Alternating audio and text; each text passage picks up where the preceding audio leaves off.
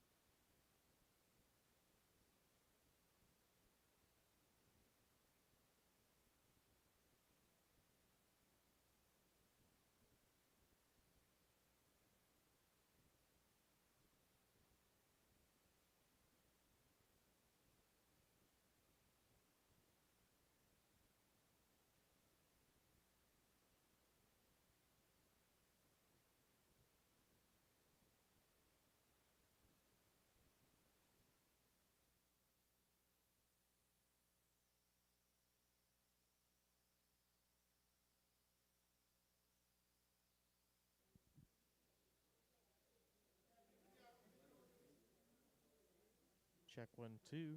Check, check. Check one, two.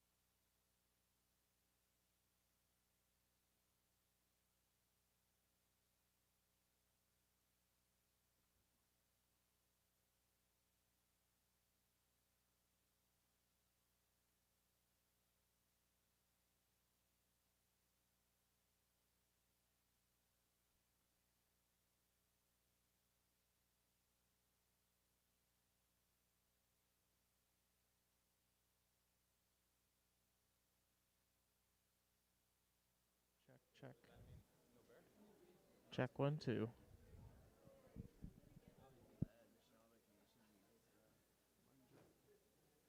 guys, is that in Christian Island? Manju? Manju? Or, no, I haven't heard that. Like, I've only heard that in Curb Lake and then, like, Western Wicked, but I haven't heard anyone else use it. Like, I've asked people from Whitley and they use it all. They don't even know what Manchester Street is.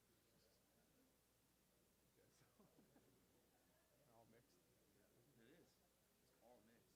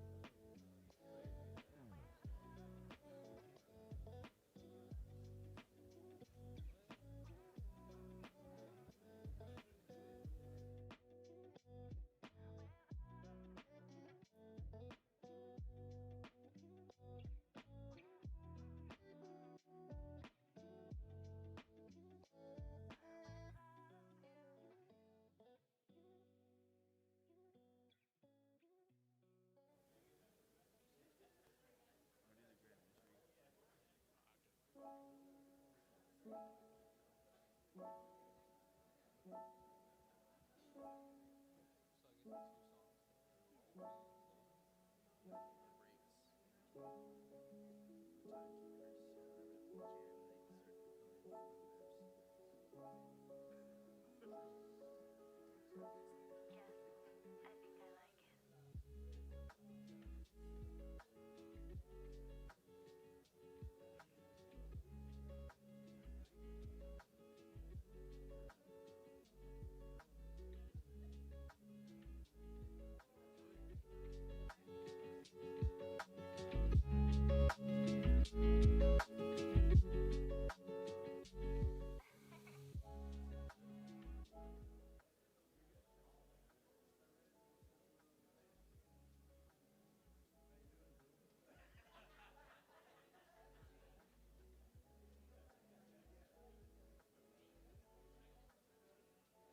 for that song, man.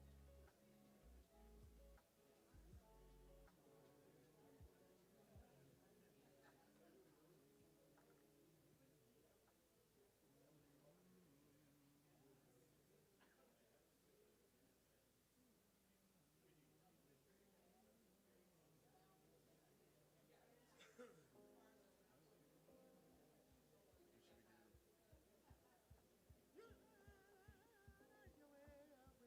We'll work on it. Got time. You don't sing, I'll find one. So that she can push the kid out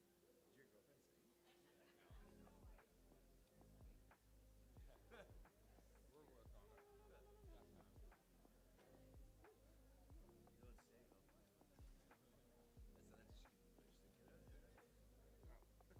Should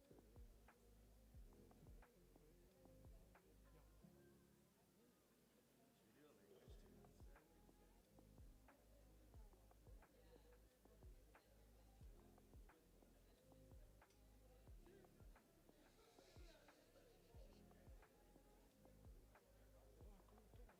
Good morning, everybody. Maybe what I'll do is ask folks that are, if you haven't finished your breakfast yet, or if you have, maybe just to work your way to the circle. There is an eastern door here if you want to come through that way, or there's also another entrance over there. Miigwech. Bear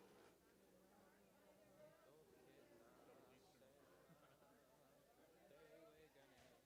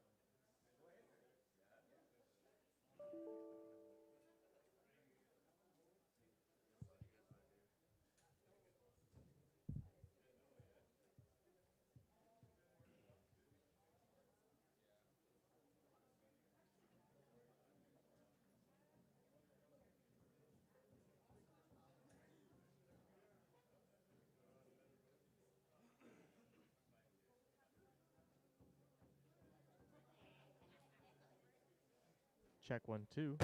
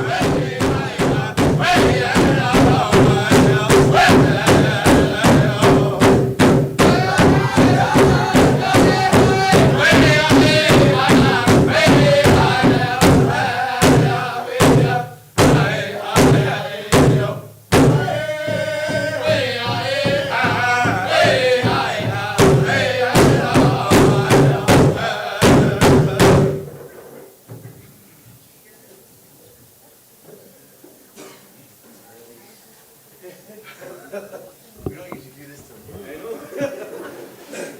No, Kachimigwech to what a wonderful that song to get us started. warm-up song. Oh, that's just a warm-up song, all right. Yeah. Bojo wiya kada nene additional cause wakwado dim nindao ganabajin donje. Good morning, everybody. My name is Dave Shauna. I'm the Director of Restoration of Jurisdiction. My home community is Serpent River First Nation, or Ganabajin. I want to acknowledge our Sacred Bundle, our Eagle staffs, and I also want to acknowledge and say Kachimigwech to Gima Knot for allowing us to be here to celebrate the second annual Anishinaabe Gihijigat. We had the first one last year up in Nipissing, the head office of the Anishinaabe Nation. It was a little chilly, but our Koyawak, Eshkanijik, and our Geskajig actually managed through the day, and we had lots of blankets and lots of umbrellas. As we were trying to be prepared this year, that's why the umbrellas are being handed out. So I hope there's good weather for us over the next few days for the proceedings of Anishinaabe-Gijigut and the Grand Council. So because we're here today to celebrate Anishinaabe-Gijigut, you're going to hear a lot about what it means. We have a number of folks that are online. It's our way of staying communicated to our communities and as well as our staff back at the head office. We have about 14 communities that are actually celebrating Anishinaabe-Gijigut, so that is quite the feat. So can we give them a round of applause, those that are online? So as you know, Anishinaabe-Gijigut, we got started in a good way last night. Miigwech to Chop, Wendabons, and as well as Getset to Sinaway.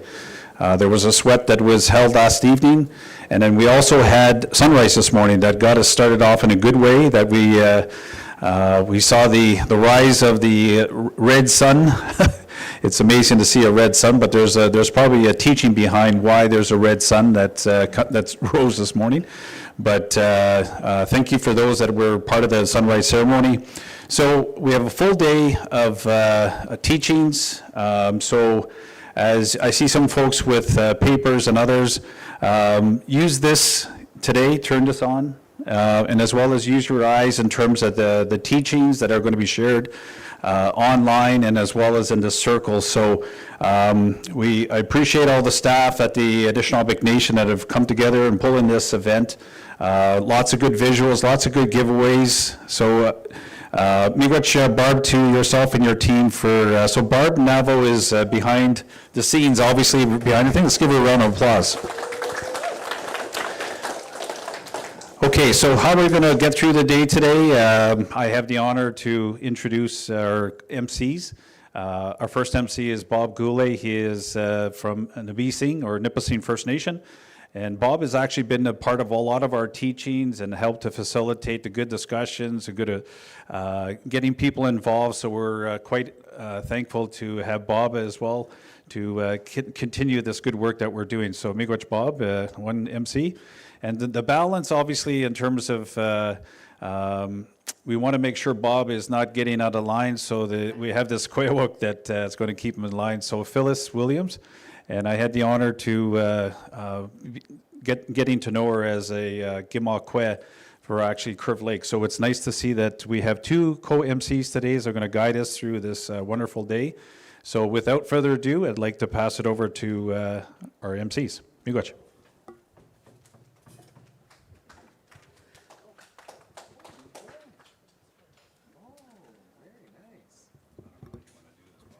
Yeah, Miigwech Dave, Miigwech, Bojo ni dway maganaduk, Bojo ni kanasaduk, Mjakwat na kas, Migizi and Dodem. English name is Bob Goulet. I'm known as Mjakwat in the spirit realm. That's my spirit name, Anishinaabe Noswin. And it talks about that place in the sky world, that, usually that beautiful cloud that's there. But my story talks about that place where this world intersects the spirit realm. And, if you can see, kind of just with your peripheral vision, like you see that red sun this morning, and you can envision the spirit realm that's there and that beautiful entrance to that lodge. And that lodge acknowledges that eastern doorway. So the first thing I'm going to talk about this morning, as I introduce this drum, are our opening protocols. And it always begins with that morning, that time we call Bidaban in our language. And it acknowledges this beautiful eastern doorway, symbolized by this yellow color. It's that doorway, Wabanung, that where life begins, where this cycle, this part of the day, Gijigut, Anishinaabe Gijigut, this day, where we celebrate this Anishinaabe Day, begins in that eastern direction. And then it'll continue throughout the day, acknowledging all of these clans, acknowledging all these doorways. Even though we only use this one doorway, there are 4 other doorways here. So I do want to acknowledge that Wabanung. And I really want to acknowledge Chop and Richard for offering us that morning sunrise this morning. And it starts us off in that good way. But also to start us off this morning, we are going to ask our local drum with some guys I've known for a long, long time to sing for us. Mishkazawin is going to offer us our opening song.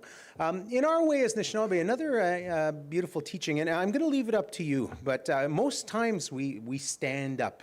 But that is fairly a recent thing. In our lodge, in our ceremonies, we always sit on our grandmother's lap. We sit with our grandfather. But I will offer it to you. If it's your way you want to stand, you're welcome to do that. But you're also welcome to sit and observe in that way by seating on the lap of our beautiful Mother Earth. So I'll turn it over to Mishkadzwin for that opening song.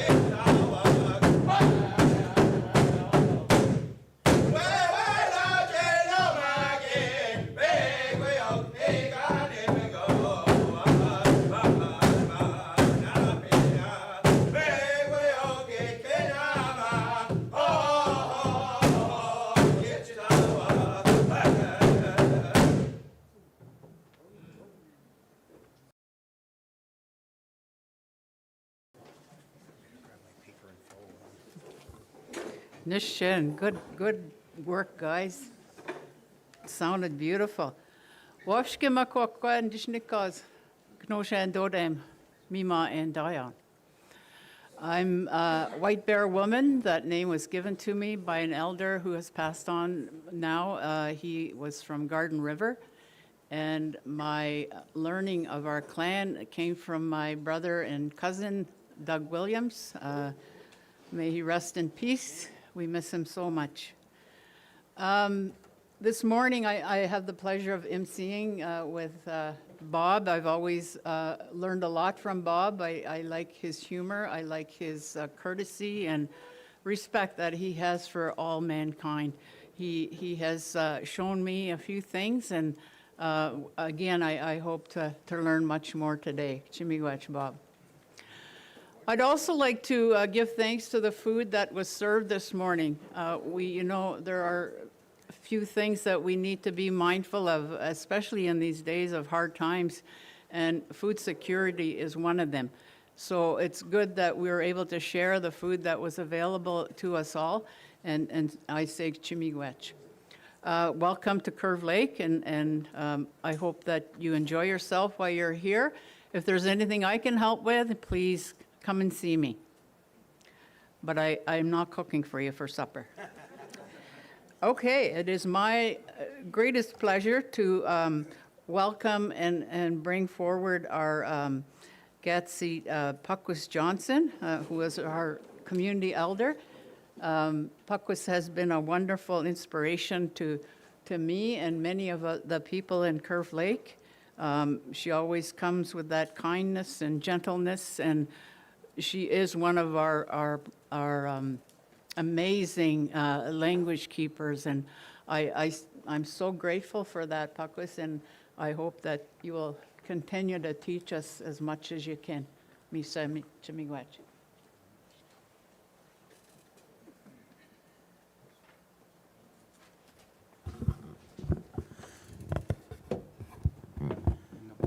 Why? Oh, chimigwech. I bought nin wad ma. Chimigwech gabit go snake. Nin kamet na met told him after that nice drum. Chimigwech guys, that sounded good. Ben amato. Kjamni do. Chimigwech sa nungom. Migwech kami siyang sa owapwin. Bitnak magzin yagin manungom. Knawen mishnang wewena.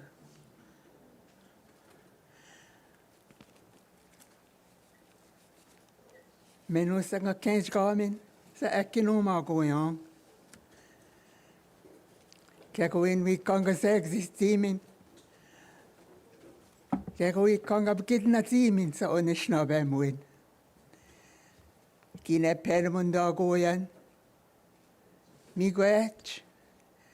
Modziwin. Minshinang sam skauziwin. Kagnik op pushkam skauzimin. Me weet sam shinang da shnungo. Me no chepsint mang sa kinagago na kinumage wad sa kokchen ekchen kendas wad.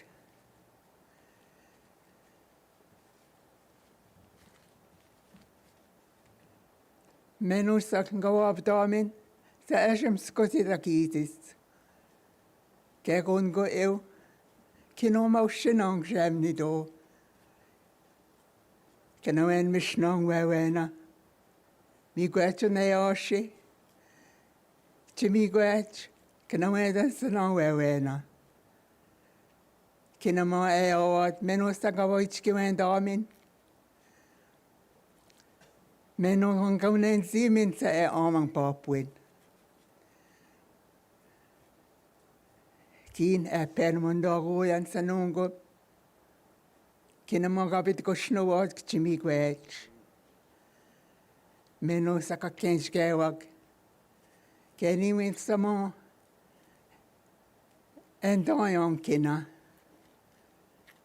Dikchune damino ne oshi. Migwech sa eknawind mo. Wido kushnong dashtre. Shkauziyong. Min shinong sam skauziwin. Kognik ko. Nonon kot nang de pekod zimin. Keko ikang kaunen zimin sa titewat kinabiyong. Chikanawen dis yong. Chikanawen manggit sa kondishnabeg. Misa o egwes minon da shnungon che. Madzeyong. Meno chiked mong. Sa kinagego na kinumaguyong. Keen, sa kaya permayang nongo. Wijushino. Men ook kino maus sa kaya ekano te pewad. Kaya kung kaunen zinawa. Jim skauzi wad. Chikana wendis wad. Minu aenje pawad kina. Mi gwetsk shem ni do. Mi gwetsk ekana wen meong.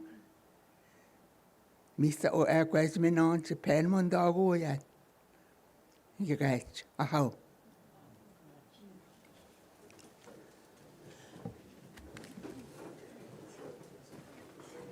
I think I have to read this now, sir.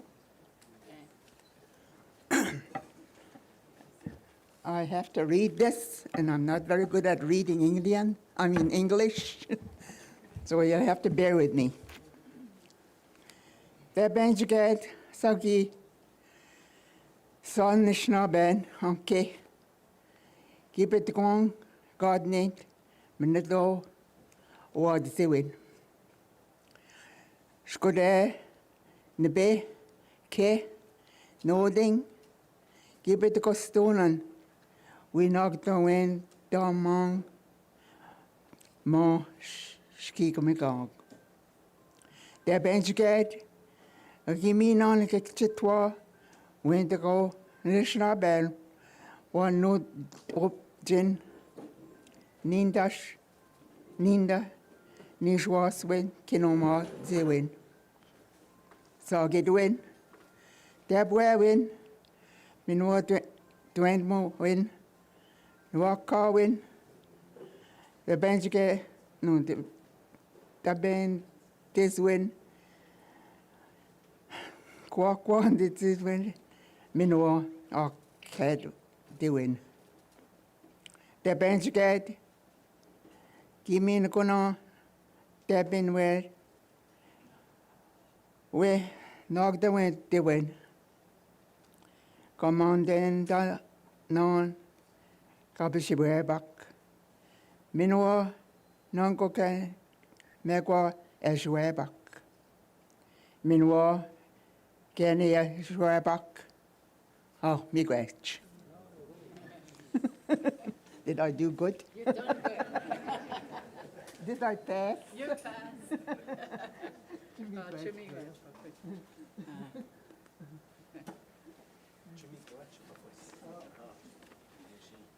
I'm like Pakwis, I have a hard time reading our language too. If I could, before I introduce our chief, if I can ask people to move in and fill in the circle. It's much cozier and warmer. And if you want to join us from the tables. So I have the pleasure of introducing our good chief. I've known Keith for many, many years. I've known him as a good friend, a mentor, and he is now our chief and leader. And I've always admired his abilities. He speaks, volumes of wisdom. And I had the great pleasure of knowing and loving his partner who has passed on, Bubbles. They were both good friends to me and my family. So I want to take this time to say miigwech, Keith, for all of your goodness and the pleasure of introducing you to today.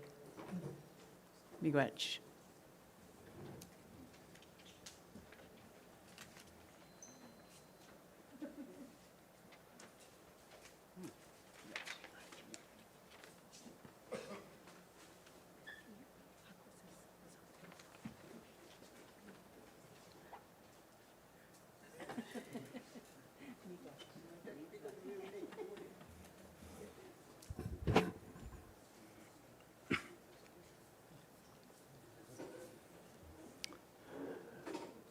Anin, bonjour. Kaya ben nikatin bam. Anin, bonjour. Ah, comme une excursion. Anin, bonjour. Oh. No sige din na gawin na po. Anin bozo. Mi sayo. Mi gwasan the kid. Keith not sige din dishnik cost. Makwa. Mikise sa dodam. Ashgi gmong dun japa. Gimon daw. My name is Keith Knott. My clan are the Bear and the Eagle. I'm from Curve Lake and also the chief of Curve Lake. It's such an honor for me to be here amongst you this morning. You know, it gives me much joy to see all the smiles on the faces of everybody this morning. Aren't those beautiful smiles? Aren't those beautiful smiles? Yeah. You know, it's just like the sun rising, how beautiful it looks. And that's how we should be greeting the day every day, with a great big smile. I'd like to take this time and welcome each and every one of you to Oshkigamong, Curve Lake. It's a pleasure for us to be the host of the events that are taking place in the next 3 days. We enjoy each other's company, and when we enjoy each other's company, you know, things just flourish like the wind when it blows through our hair. It sounds like the birds sing amongst us when we chatter to each other. We have had wonderful years together. I've been around a long, long time. I have served my community well over 50 years now. I've been on council for, I'm on my 29th year. And as chief, I'm on my 17th year as chief. And you know, when you had so many leaders to follow over the many years, they have paved the path for me to continue to build on what they have started. And that's the joy of it. You see not just only the visual stuff, but the memories that you got when they were leaders throughout the years. And to carry on the wisdom that they handed down to us and try and follow their footsteps. Because our youth, our children, and families, we got to put the footprints in the sand for them to follow.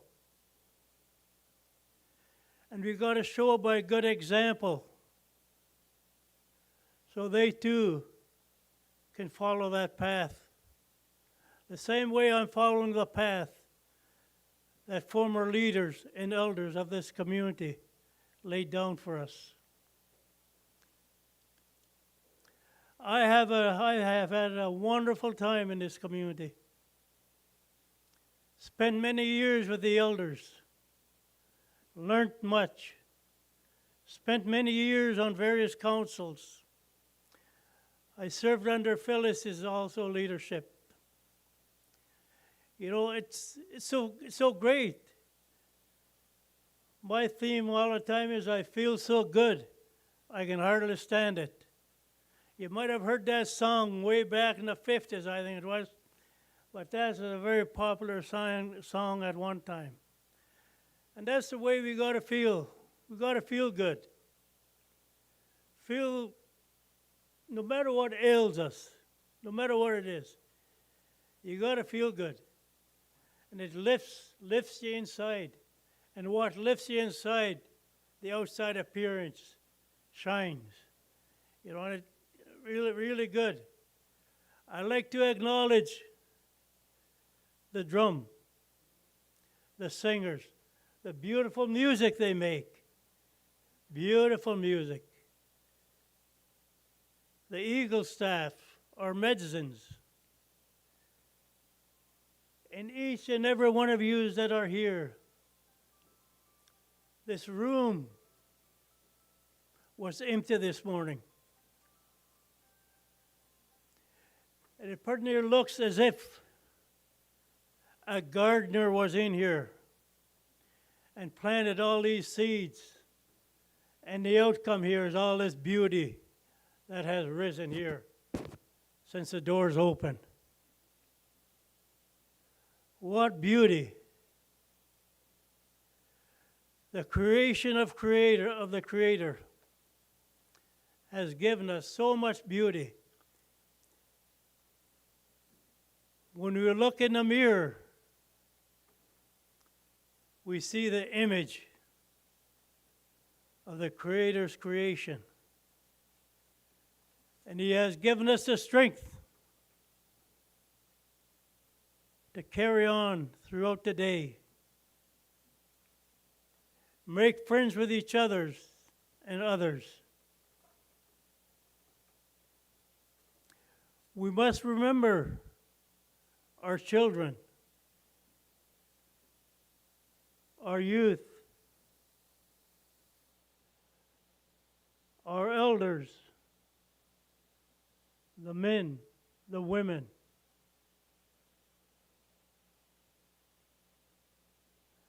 We must keep in mind on how beauty life is. Life is so short. We must enjoy it all. We must enjoy it. Our community is in mourning this week. A passing of one of our chief's son. Glenn Knott has moved on to the spirit world.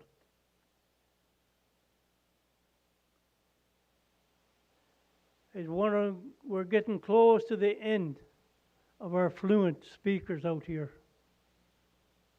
We haven't got too many left. I'd like to acknowledge our elder with her prayer here this morning. What beauty, how beautiful our language is. Personally, I would have preferred to speak in our language this morning as I did down at Sunrise. Our language is so precious. It has that so delicate meaning as we speak the words the Creator has given us.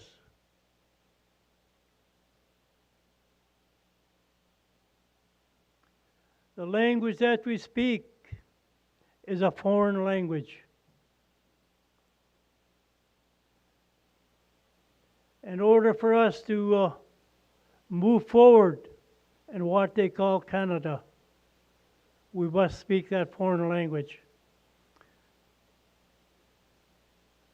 Like some, I cannot read the language, even though my late wife was a teacher and taught the language, could read it, could write it. But I'm from the old school. I can only speak it. So for me, it's a joy to be amongst us here this morning. Real joy. Feels so good. It looks as though the sun is coming out for us. And what a beautiful day it is, even to wake up. Let's remember our brothers and sisters out west, out north, who's had to move, who had to leave their homes and their land on account of the many fires that are taking place. Climate change has been making a great difference in many lives.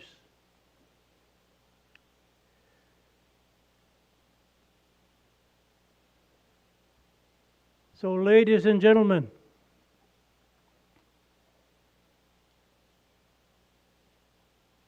it is great pleasure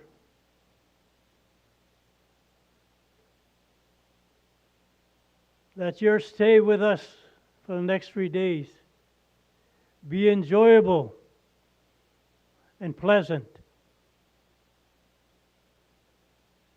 Enjoy yourselves within our community. If not, we all know there's one way in and one way out of Curve Lake.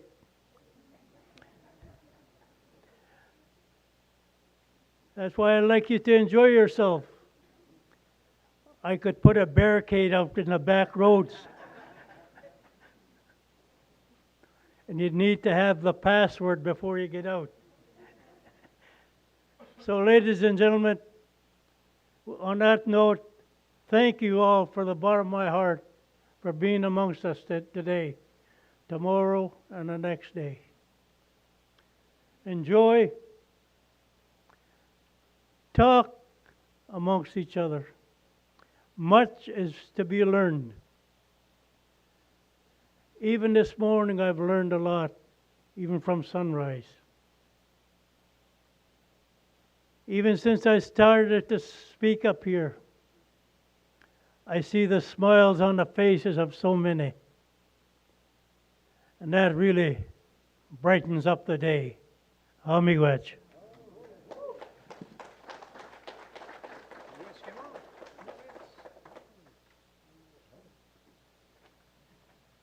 All right, we have a gift for Chief.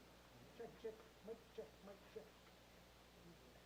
Thank you, Engage. Round of applause for Engaged, who are doing our tech work today. Thank you so much, Engaged. All right, they gave Bob a roving mic, so that means it's time for aerobics this morning.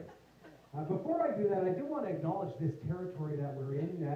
Usually that land acknowledgement, that's a very Shawnee thing that's not a part of who we are. But as Anishinaabe, we recognize we're guests here in this territory. In Williams Treaty territory, signed by those 7 First Nations in the fall of 1923. And those Williams Treaties unjustly displaced Michisaugig Anishinaabe, Chippewa Anishinaabe for over 100 years, almost 100 years, though that land claim was only settled in 2018. But I do want to acknowledge this beautiful territory. Curve Lake also rights holders in Treaty Number 20 south of us on Lake Ontario. So I want to acknowledge that. Beautiful place here. So thanks very much, Chief, for that. But why are we here? First thing, I got a whole bunch of notes that I have to go through. Why are we using this table? This what's it called in English? Podium.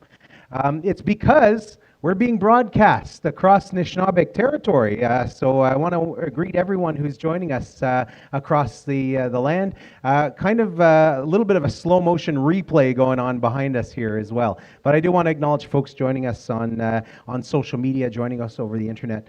But why are we here? Well, we're here because this is Anishinaabe Gishgat.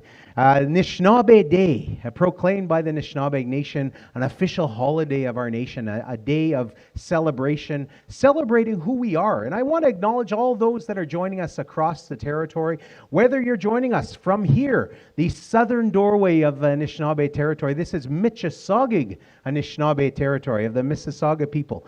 Those who are guarding our eastern doorway are the Algonquin Anishinaabe. I want to acknowledge folks there in Algonquin Nation, Algonquins of Pikwakanagan. Thank you for joining us. Those just north of us, the Chippewa Anishinaabe, are also a part of the beautiful Anishinaabe Nation. Also the Bodwadami Anishinaabe. I want to acknowledge all those in Moose Deer Point and Wasauksing, those of you who identify as Bodwadami.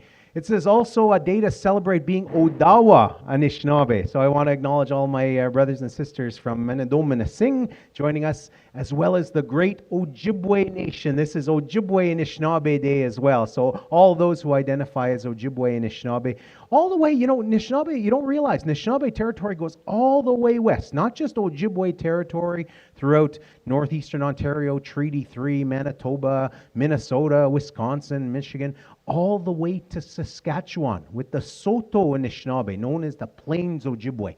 Our territory went all the way there. And it said that in our story, our migration story, those that kept our prophecies, those that kept these teachings that we share today, those ones that believed them so strongly, that wanted to keep them so strongly, they continued that migration into those places, into the plains, even as far as the Rocky Mountains. That's where our brothers and sisters that are from those First Nations up there. I want to acknowledge Peter O'Cheese, that we call, I forgot his Anishinaabe name. I had it there when I was in the hot tub the other night. I was remembering Peter O'Cheese. But he was the one who kept a lot of those teachings for us. So I want to acknowledge all Anishinaabe joining us online. To give us greetings on behalf of the Anishinaabe Nation and our government here and the organization that advocates for us, I want to introduce our Grand Council Chief, Gwingos and Jinkazo, Mitchasage Gindonjiba. His name is, in English, is Reg Niganabe. He's Chiogima, our Grand Council Chief. So please welcome Grand Council Chief, Reg Niganabe. You want to use this and walk around, or you want to use this? We'll test their camera skills and see if they can follow me around. Oh, I'm not going to pass passes the traditional one and the more modern one, eh? Ani Buju, Kwinga Anishinaabe Mezoyaging Donjiba Neme Dodum, Grand Council Chief Reg Niganabe, Anishinaabe Nation. I just want to begin by acknowledging our sacred items, our drum. Miigwech for opening in that good way. Lift your spirits this morning as soon as you start hearing the drum and being called in. And I also want to acknowledge our elder. I don't know where she disappeared to. She was there a second ago. But I acknowledge her for her opening, his beautiful opening. All the good words. Phyllis, good to see you again. Chief Knott, good to see you. Chief Elvis, Miigwech. A lot of what I was going to cover, Bob covered. So greetings. Goodbye. No, just kidding. Piece of housekeeping item. If your phone is on, please put it on silent. Otherwise, you're going to owe Gary $5. And Gary is our treasurer. He will promptly put it into our Anishinaabe Nation 7th generation charity. So please have your phones on silent out of respect for the speakers who will be coming up. But we do have a lot of nations within our Anishinaabe Nation. Bob mentioned quite a few of them. And there are quite a few of them that aren't right here within Ontario and aren't within Canada even. And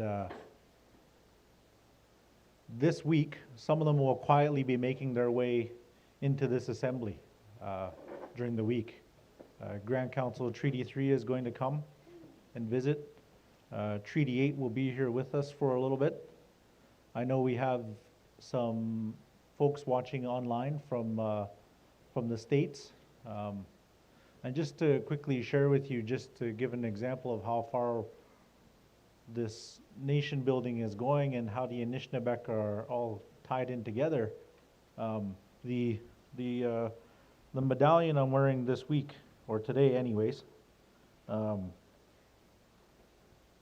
this was gifted when we were in, me and Laura Mayer over here had made our way to the UN because we were asked by the Bay Mills Indian Band to come help with them address some issues around water and the possible contamination of the water in their lands. And of course they are our Anishinaabe brothers, and we share many stories with them. And maybe at some point during this week, one of our elders here will be able to share some of those stories around our connection to those areas and those places over there. They share our similar stories. And so we were there helping them, and we were there with them for a good portion of the week. And we got to spend a lot of time with them. We got to share stories with them and teachings with them that we both understood and we both knew and we both had in common. And at the end of it all, over there they don't have chiefs or grand chiefs, they have presidents. So their tribal president, Whitney Gravel, gifted me this. which is funny because the symbol here, if you, some of you probably recognize it, comes from a fellow over in Serpent River who has done some of this artwork. So it's the woman carrying the water, our protector, our water protectors. So she gifted me that, and in turn I gifted her my medallion that I had with me, which was our birch bark one, which are very beautiful from that were done on this side. So I have to get another one of those done because they're quite popular with our Gimas from other places. They really enjoy being able to see the birch bark because a lot of them have the beaded medallions, but when they see the birch bark and the sweetgrass and everything else that we utilize in ours, they get pretty excited to be able to have them. So I shared that with her, so it was nice to have. But that's just a small example of how far our Anishinaabeg Nation or Anishinaabe spread. And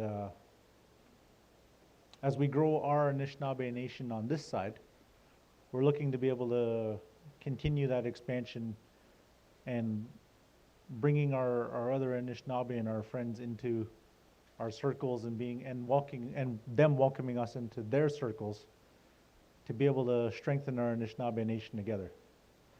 So on a day like today is especially important to celebrate and remember who we are as Anishinaabe, share our stories in Anishinaabe, and share how we are, how we're all interconnected. I see the clans are all displayed, and I do believe there's a teaching later on today around the clans. And I honestly think that's our way of governance that we really need to be looking at to guide us forward into the future. Because it's inclusive, everybody speaks, everybody's heard, everybody gets the chance to contribute. So with that, I'll leave it at that, and I'll pass it back to Phyllis. Aha, miigwech.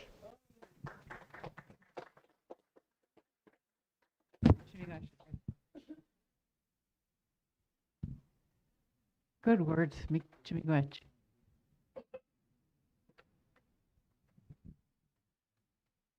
Okay, next. I have the pleasure of introducing our Regional Deputy Grand Chief, James Marston. James is from, I know him better as Jim Bob. Jim is from Alderville First Nation, where I actually work. I'm the Health and Social Services Manager there. And acknowledge Nora Sawyer as the counselor from Alderville and my dearest friend and elder for years and years. She's also from Alderville. So Jim, if I could ask you to come up and say a few words, please.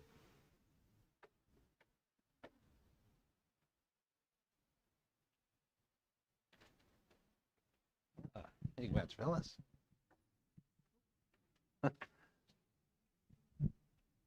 Hanin Bajo, Minomazo, the Nijnikaz.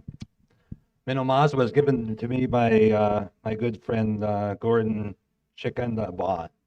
I still remember that name. He said, Jim Bob, you use that name whenever chance you could. So, you know, I mentioned that name this morning, even at the sunrise. But I'd like to also acknowledge the our sacred items, the staff, the drum, and the opening comments by everybody, and all my good friends here, and Chief Knott, miigwech.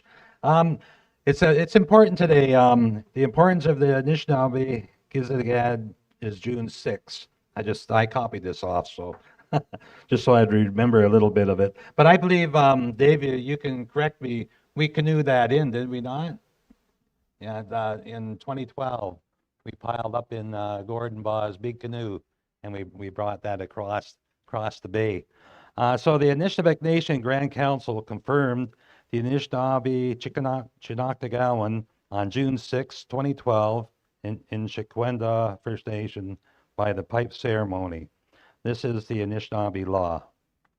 June 6 commemorates the Anishinaabe Chinooktagawan, a commitment to live as Anishinaabe. Our entire Anishinaabe worldwide is captured in the Nigodwe Wajazig, which was read earlier, the preamble to Anishinaabe Chinooktagawan. In the Anishinaabe Chinooktagawan document, we state that the Anishinaabewan is our first language. It says that we will govern as Anishinaabe according to the Anishinaabe laws gifted by the Creator. The elders gave us the preamble to the Anishinaabe Chinaktagowan Nego Dwe Wajizig Anishinaabe, which means one Anishinaabe family. This is the Anishinaabe law. The Anishinaabe Chinaktagowan is a blueprint to go forward to reclaim and restore the Anishinaabe, a nation of people. This is the way out of the Indian Act. And a famous quote by Gordon Baugh was, "Act Indian, not Indian Act." And we all heard that famous quote. Today, the Anishinaabe Nation is a confederation of 39 First Nations representing over 65,000 Anishinaabe people. The Anishinaabe Nation Grand Council traces its roots to the Confederacy of the Three Fires, made up of the Ojibwe, Chippewas, Odawa, Potawatomi nations, which long predates the arrival of the Europeans. Before there were treaties with the British Crown and before there were Indian bands, there was the Anishinaabe Confederacy. That's the confederacy that manned Pontiac's army in July 1763 to protect our sovereignty and our territories. That is why we have the Treaty of the Niagara 1764 and the nation-to-nation relationship. And that is why the Three Fires Confederacy song is our national anthem. So with those words, folks, as we all celebrate today, we're going to learn, as Grand Chief mentioned, the Dodoms around this room, and we'll hear some storytelling. So with that, I'll just say Chi Miigwech, and let's enjoy the June 6th. I think your mic's dying. Thanks very much, Jim Bob. Miigwech. Oh, Jim Bob, we have something for you. Gimmo. We have gifts. Yes. Miigwech.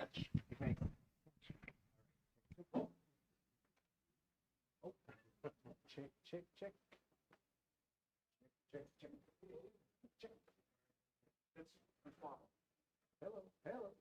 Hello. We'll figure that out.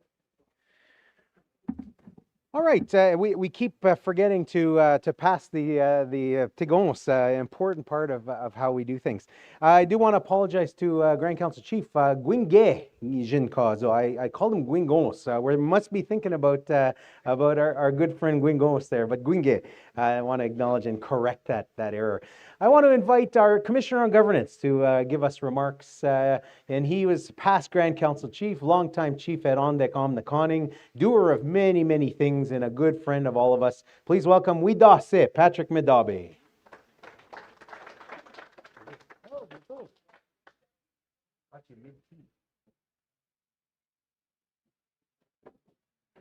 Yeah, you caught me grabbing a tea here. Didn't know I was on this early. Bonjour, Kinawea. Widase Dijnakas. Ondek Omnikoning, Midoministing Donjaba. Because they adore Chinendum. Kinawea, Vajan Mampi Nongo. I want to start off saying we just come down here from our powwow in Ondek Omnikoning this weekend. It was a really fantastic turnout. And, one of the things that I saw this morning that I saw at our powwow was our leadership was there. And Gordon Baugh always said, it's important for the leadership to come to these ceremonies, to these events, because the people are watching what you do, and they, when they see your leadership, they're encouraged to participate. And I know our councillor Frank Corbier, just walking in the door there, was him and our chief and council were very prominent at our powwow, which was fantastic to see our leadership, showing leadership in our community. And out of our elders, Joyce Eskimo Madabi was there. She did our invocation on both days, and I think I'm glad to see her here. She probably drove her little girl Janet down here. Where's Janet over there somewhere? Anyway,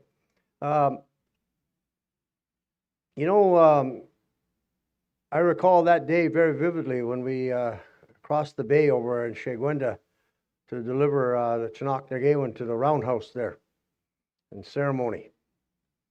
And it was a big event, and we were in that big long canoe. I don't know how long it was. It was maybe 18 feet. I don't know. It was quite a long, big canoe, and all I could think about is, don't tip this thing. We were going across all of the Grand Council, as the Grand Council chief at the time, and our regional Grand Council chiefs were there, and our local dignitaries. We crossed and delivered that document for ceremony, and it was adopted as the great law of the Anishinaabe. And why I commented about how important it was for our leaders to be at these things, events, important days. Although Gordon Boss said, we have our own day. That's the day that our great law was proclaimed. And somebody mentioned earlier about June 21st, the Jagnosh acknowledgement of Aboriginal Day in Canada. They don't know that every day is an Anishinaabe Day. And but today is a special day because that's when our great law was proclaimed. And I guess a couple of things, come to mind. Gordon Baugh's words echo in my head a lot. He always said, just do it, and that's one of the things that, is important here. This great law, Chinook Nagawin, all of the various key documents that we've developed over the years, are not there for rhetoric or buzzwords, like you hear in the white man's world about reconciliation. That's become just a token phrase to make it sound like they're doing something for us. And really, there's very little being done. And one that comes to my mind as a current issue is they're not funding our policing. And yet, they sent $100 million down to Haiti for the policing in Haiti. But they got no money for Anishinaabe people. And there's many, many examples of that. When there's no money, when we wanted to build schools in our communities, they built 7 schools in Afghanistan. When we had no potable water in a lot of our communities, they put potable water in Afghanistan. So that just shows you that if anybody's going to do anything, it's us that has to just do it. And that's what these are, these laws and these guiding principles and these teachings that you see with the clan symbols around. They're not up there for show. They're up there to remind us that this is the way things were done. It's not something ancient. I've heard that, we're not going to go back to the 1700s and practice the way that people did things back then. Those ways of doing things are very current, and they'll be around for the future, long after we're off Mother Earth here. That those teachings are guiding principles about our way of life. And it's not rocket science once you start to learn the responsibilities, because with rights comes responsibilities. I heard Pierre Elliott Trudeau basically say, if you don't use it, you'll lose it. Because he said, I don't see you people speaking your languages anymore. I don't see you practicing your culture anymore. While at the same time, he was advocating the French language and French culture to be indoctrinated into Canadian law. And even the Canadian Constitution, was pointed out to us that the Canadian Constitution, an elder lady from Saskatchewan, although I believe she might have been Saulteaux, said to us, the Canadian Constitution is based on a lie. She said the preamble to the Canadian Constitution says the founding nations of Canada were English and French. She said, don't those people know that we were the First Nations on this land? That's how that term First Nations came to be. We're not Aboriginal, we're original. Indigenous is more of an international term. Anybody can be a native. You can be a native of Toronto. But if you're an Anishinaabe, again, Gordon Baugh says, a moose is a moose, a duck is a duck, and an Anishinaabe is an Anishinaabe. You can't be anything else. And that's why a day like today is so crucial. It reminds us, again, that that we're Anishinaabe people, that we have a way of life that's been around for thousands and thousands and thousands, I could say that 1,000 times, thousands of years, long before, Champlain or somebody got lost and came down to St. Lawrence into our territories. And so, history didn't begin when those folks came over. I was looking for the right word, but I'll be nice. When those folks came across the pond. And so, I think that's the important thing here. I have one of my cousins, the only time she wants to be in Anishinaabe is when she pulls out her tax exemption card. And, you got to be in Anishinaabe every day. And, we're not expecting things to happen that instantly. And, I used to say in some of my speeches when I was Grand Council Chief, our Grand Council Chief mentioned about how we're nation building. And I used to say, in order to build a nation, first you got to build a state. But it's a state of mind. A state of mind to think that we can do this as Anishinaabe people. We've been doing it for thousands of years. We just have to pick these things back up. And we have to start, just doing it. And that's why this Anishinaabe Gets It Day is so important. It reminds us, that we have our own laws. It reminds us that we should be working on our own laws. It reminds us that we should be working together. And that's something that we're really losing, in our communities. Nobody helps each other anymore. We got to bring that back. As communities, we got to start sharing, best practices. And as a nation, sharing those best practices. Because that's, again, when we're unified, nothing can stop us. We have the most creative, intelligent Anishinaabe people in the world, because we are the world. And you just think about it. Indian control of education started with Anishinaabe people. Policing came out of Anishinaabe people. Gaming came from Anishinaabe people. Childcare initiatives and the creation of childcare agencies started with Anishinaabe people. And there's so many other things that could go on and on. There's a long list of innovative things that started with Anishinaabe people. So that demonstrates we can do it. But sometimes, we lose our way. And it's no coincidence the government introduces parallel legislation that, tries to tell our people, well, this is another way to get to where you're going. The only way we're going to get to go where we're going is if we look at it from an Anishinaabe lens and say, this is how we should be doing things that works for our communities. Like I'm from Ondakamnakonning. I couldn't give Curve Lake any advice about how Curve Lake should develop because the Curve Lake folks are the most expert people about Curve Lake. Just like Ondakamnakonning is the experts of how we should be living our lives. So this Anishinaabe Giishgit is an important day, but I really say, it's not just to talk, about these things, like the teachings or the clan symbols or anything. We've got to start putting them into action. That's what's wrong when you use that rhetoric about really reconciliation. I've told many of those federal and provincial leaders we need reconciliation, not reconciliation.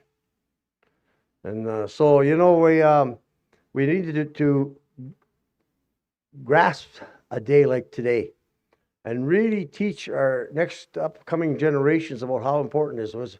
I'll tell you one thing I've seen and observed. The young people that are coming behind us are phenomenal. They're really sharp. They're really smart. And we need to, get them to learn and embrace these teachings. And we're going to, again, be the strong Anishinaabe nation that, that we can be even stronger.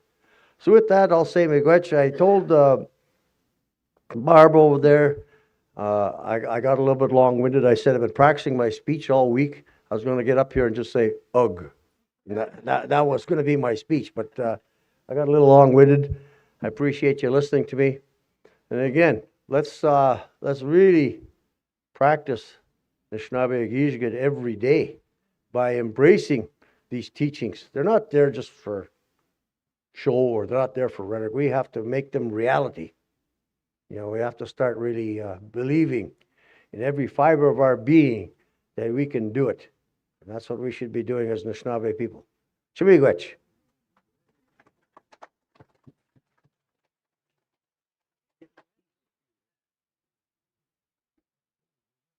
All right. Oh, yeah.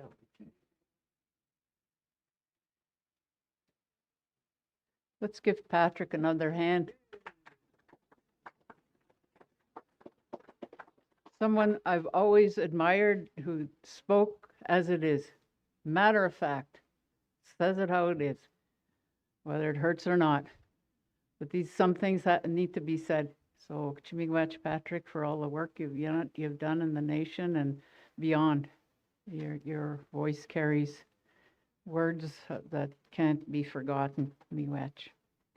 So at this time, I'd like to introduce a strong, strong woman, someone who's done much work for the rights of women.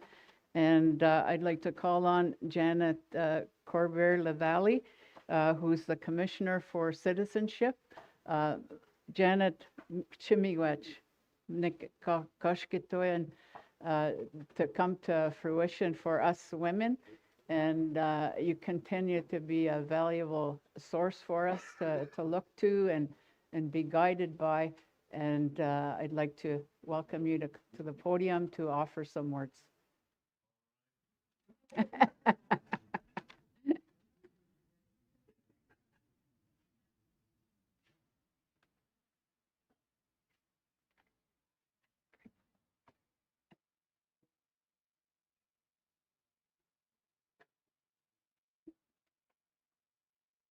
You want to hold it? Or you want to just talk? Okay.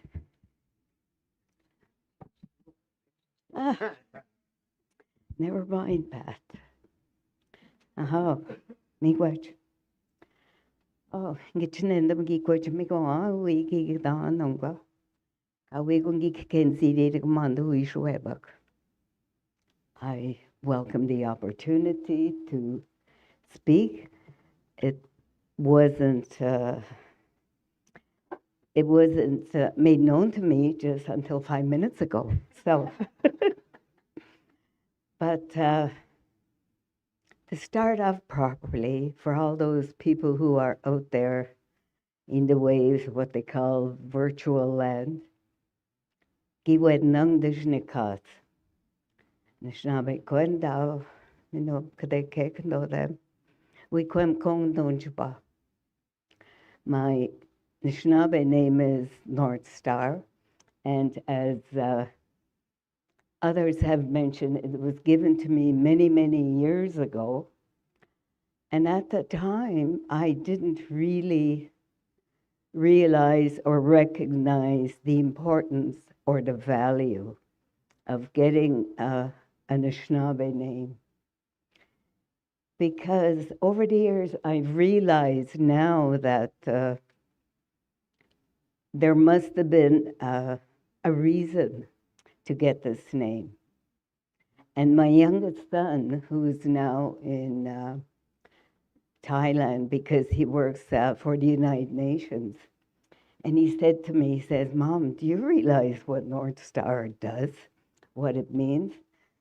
And this is many years after I did all this court challenge and taking on a lot of adversarial situations. I said, well, no, it's a North Star.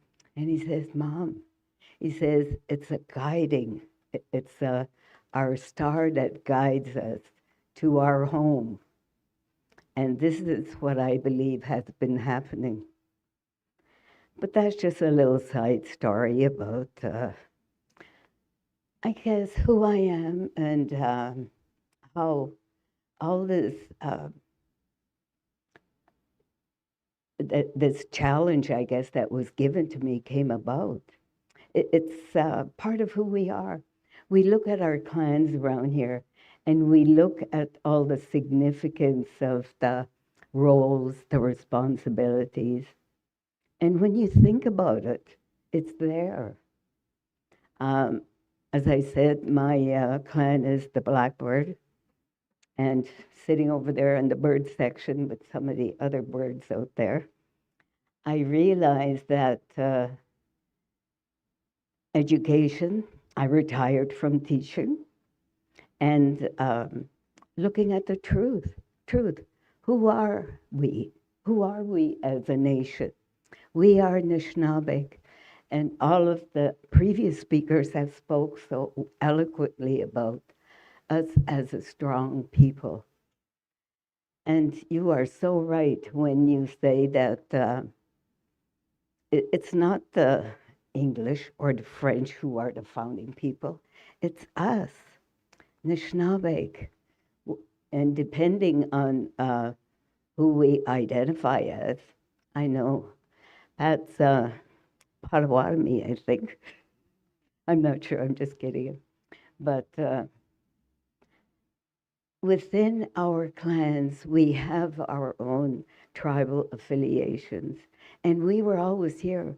Evidence is coming out, and I've heard that there's a scholar in Sault Ste. Marie who's finding out and sharing with everyone that as a nation, nations of people in North, Central, and South America, we have been here for thousands and thousands and thousands of years. And we had a great knowledge of our whole environment, everything that we know now, that only the Shagnoshuk now are saying, oh yeah, well now we're finding this out. But if you remember some of our wars, the wars of 1812 and others, our people could come together from all over. They come from Northern Ontario and meet down in the south. This was the war of in Detroit.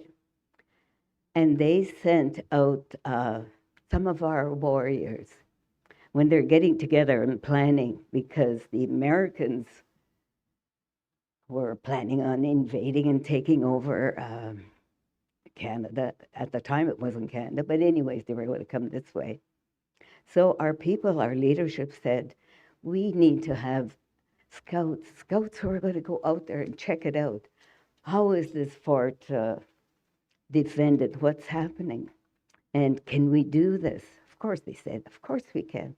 They sent out 3 of our warriors, 3 of our people, and they went out in one evening. And they went out there, they did the scouting, and then I'll leave it up to you to figure out or do some research, find out what they did. But they all went out there one evening and came back again, the gathering took place again. And so the leadership at the time said, what did you see?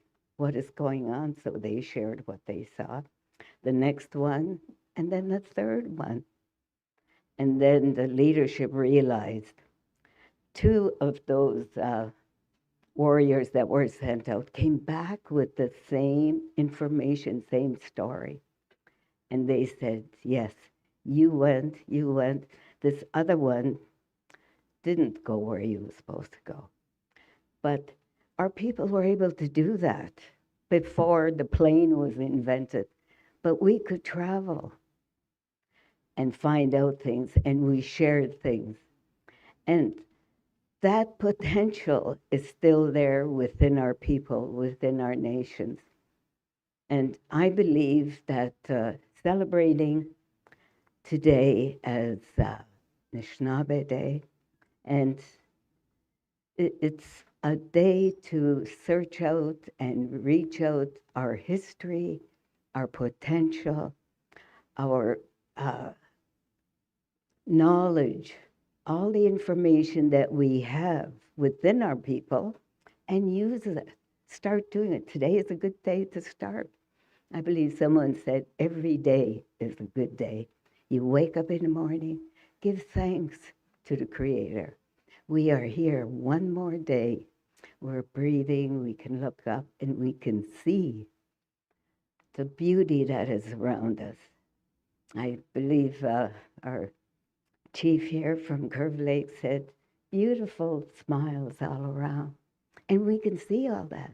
And we see our children. Those young children that are there, they want to know, they will learn. And that is our role. So I think I've just shared a little bit. One more thing. June the 6th is our Anishinaabe Day. But someone said this morning around the fire, well, June 21st, I think it was I'm not going to put words in your mouth. June 21st is supposed to be the Indigenous Day of Solidarity proclaimed by the Government of Canada. And June 21st, I meant to say, June 21st was a special day long before, well, not long before, wrong words. June the 21st was proclaimed by the Government of Canada as our Day of Solidarity. And I remember hearing about it, and my mother said to me at the time, she says, June 21st, yes, it is the longest day of the year. And she closed her eyes and she says, I remember the longest day of the year, and I had the shortest baby born on that day. So miigwech keeps in the way.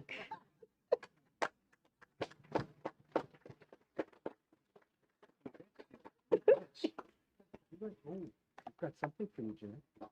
Oh, wow. We'll get from you. Okay, organized. Miigwech, Mama. Anishinaabe Gishgat is all about family. Gudwe Wangazit Anishinaabe or Dodemag. It's all about learning about family. I lost my mom in 2018. Dawila Bun is her name. My Auntie Joan is here. When I lost my mom, it's one of those things that, we all, at some point go through. But, I recognized Jeanette because I told her that story, and, I know Dawn quite well. And then Jeanette said, well, you know what? You can call me Mum.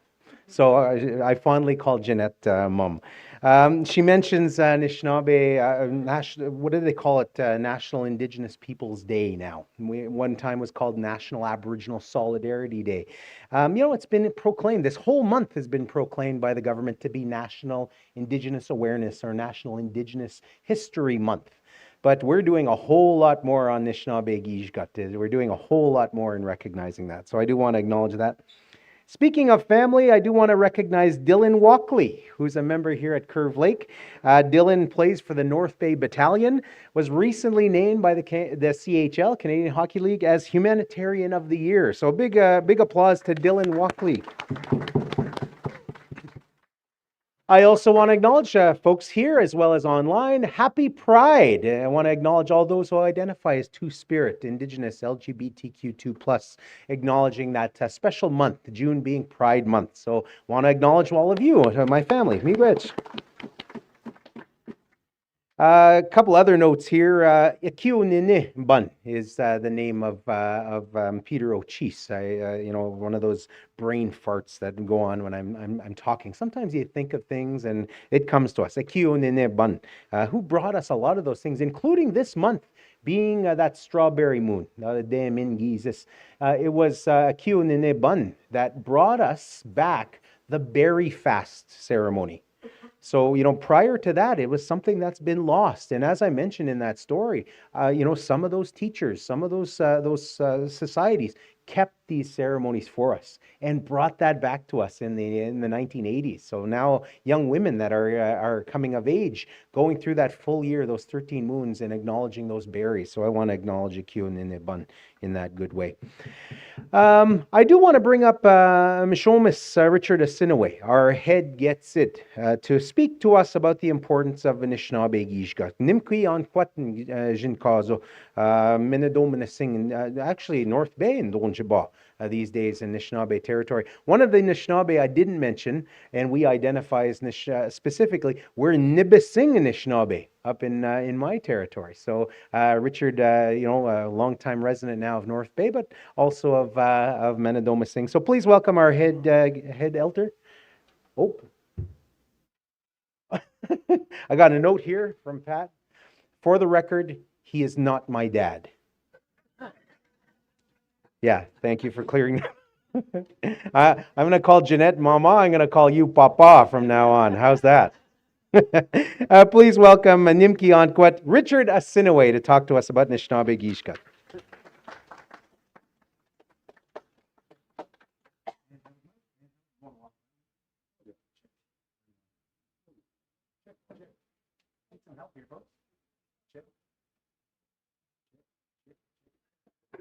Lots of checks for everyone. Check, check, check, check, check, check.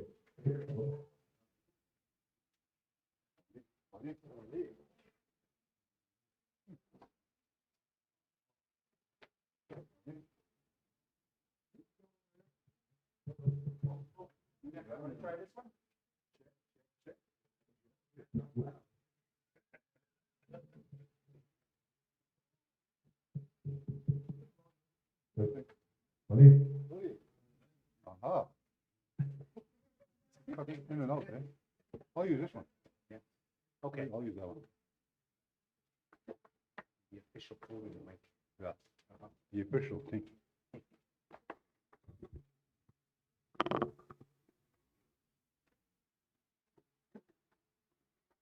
Aha, and then I'm on the deck with the mic with them.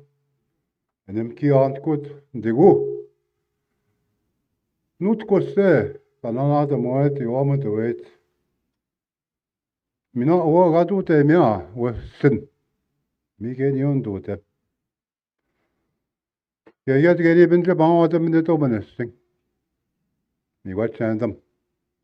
With the weak walk, make cook, you know, you mounted to out. You didn't want weak web cook. I'm the two the bench getting gone, can not tell mangi. And to start on. How you get getting it to down the snowbell moon, as I'm the two, snowbell moon. Opportunity to one.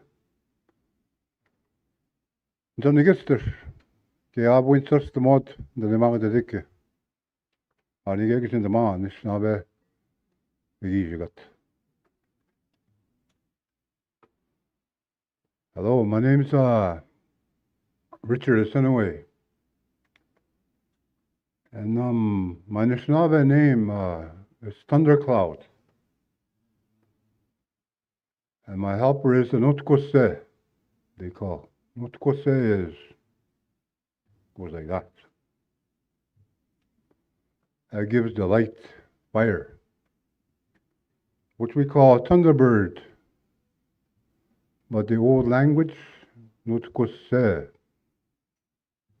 that's the one that shows me future. Shows me things ahead when I ask in ceremonies. And the one that came to me, my clan, I am from the Stone clan. I have a clan, a stone that came to me one day, and I have it with me. Travels with me wherever I go. And I use it in many different ways. So today, those ones that don't know me, I see some familiar faces here. Nice to see you again. But the ones that don't, you will. You will hear and know of me as I go along with the Anishinaabe Nation as their head elder. I remember that time, before I was appointed as head elder, I felt something was coming. And my brother, Pshikaba, was the one that asked me to partake in this community gathering of Gemok. I asked him, what do you want me to do? I need your help. Oh, I'll be there. So I was there. I spoke. I shared. But the second day, that's when my brother Pshikaba had his eagle feather in his hand. And he talked about his journey when he first began with the Anishinaabe Nation. Unit of Ontario Indians it was called. Back in the 90s. He talked about his journey. Up to where he was at. And he says, now, look at me, I'm sick. So Miminik, for me, that's enough for me. Brother, Nikal Majan. Masangintam, your turn. I want to give you this to help the chiefs. And I looked at him with that look. I didn't want to say no to him. Usually I don't accept anything like that all of a sudden. I gotta wait for a while. So I accepted his feather. I said, now how? So not long after, he went home. He was done. I was there. Now, not long after that, I had a dream of him in February that time. And he told me to do something, a ceremony. I said, now how? But that grieving I was carrying, that eagle feather he gave me, passed on, I didn't know what to do with it. I didn't know what to do with that emotion, that feeling I had. And I told my wife, my partner at home, I said, I need to do something with this. I need to do something. So what did I do? I went fasting last year in May. That's what I did. That's where I took it. Took that feather with me. And tobacco, Patrick offered me for a name for governance in Anishinaabe. I got that too. That's where I got my answers from. So there are times I sit with elders, a lot of elders in my life. A lot of them moved on. But there are times I need to know something. And if they don't have answer, where do we find them? We go take the time and sit in the bush. That's where you'll find it. That's where you find your guidance. Anything you're looking for, they'll help you.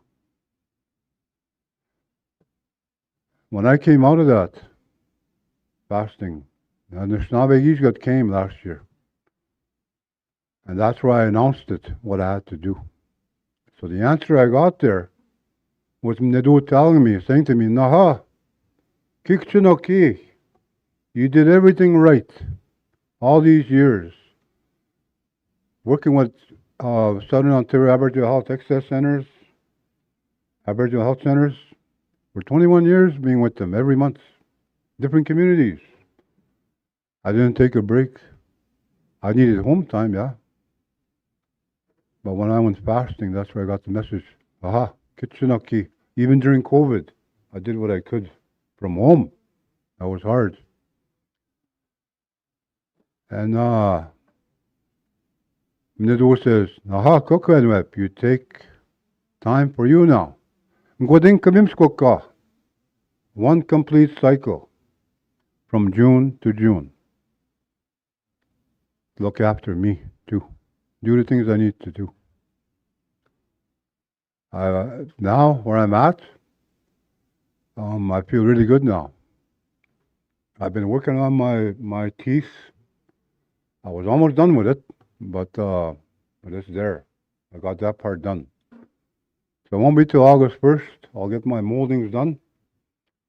On the 16th of August, I'll get my pearly whites, you know. But I'm happy I did that, you know, looking after me that way.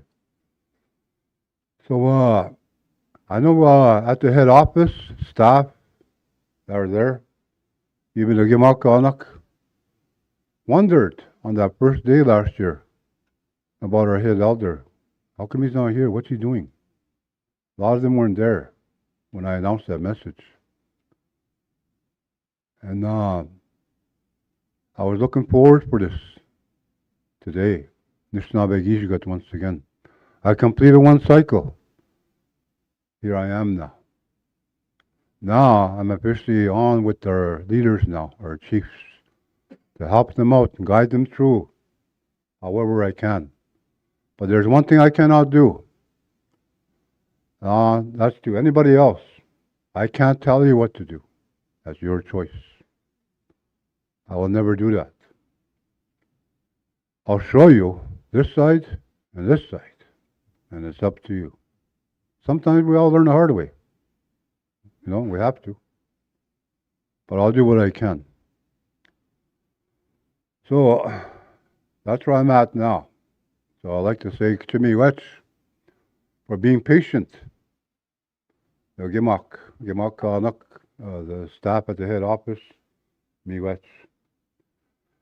And I'm good now. I'm ready to go now. Now,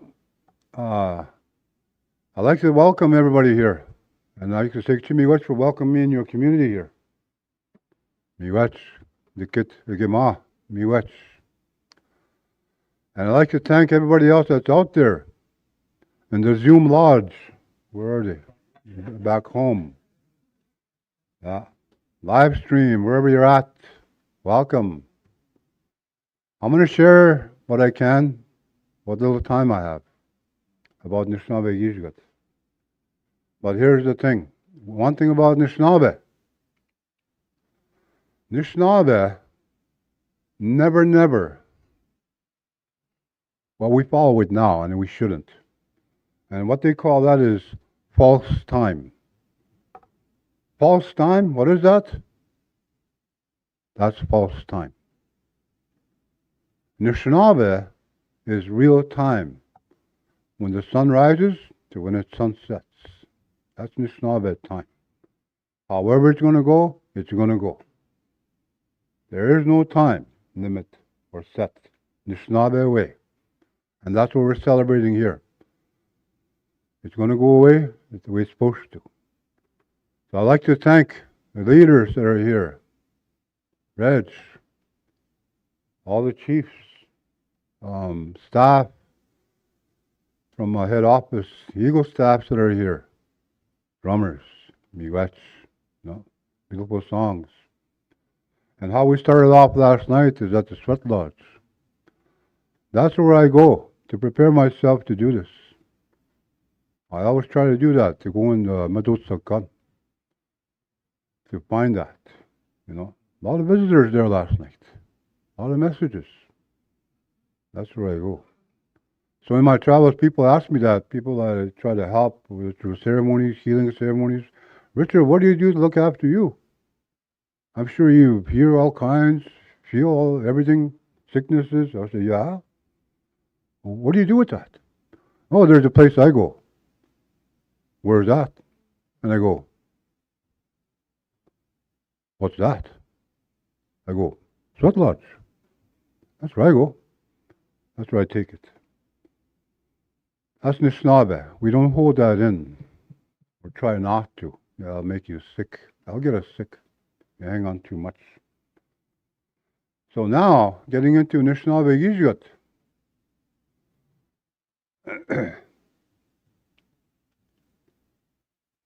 I don't know how far back I'm going here, but thousands and thousands of years, from what I know.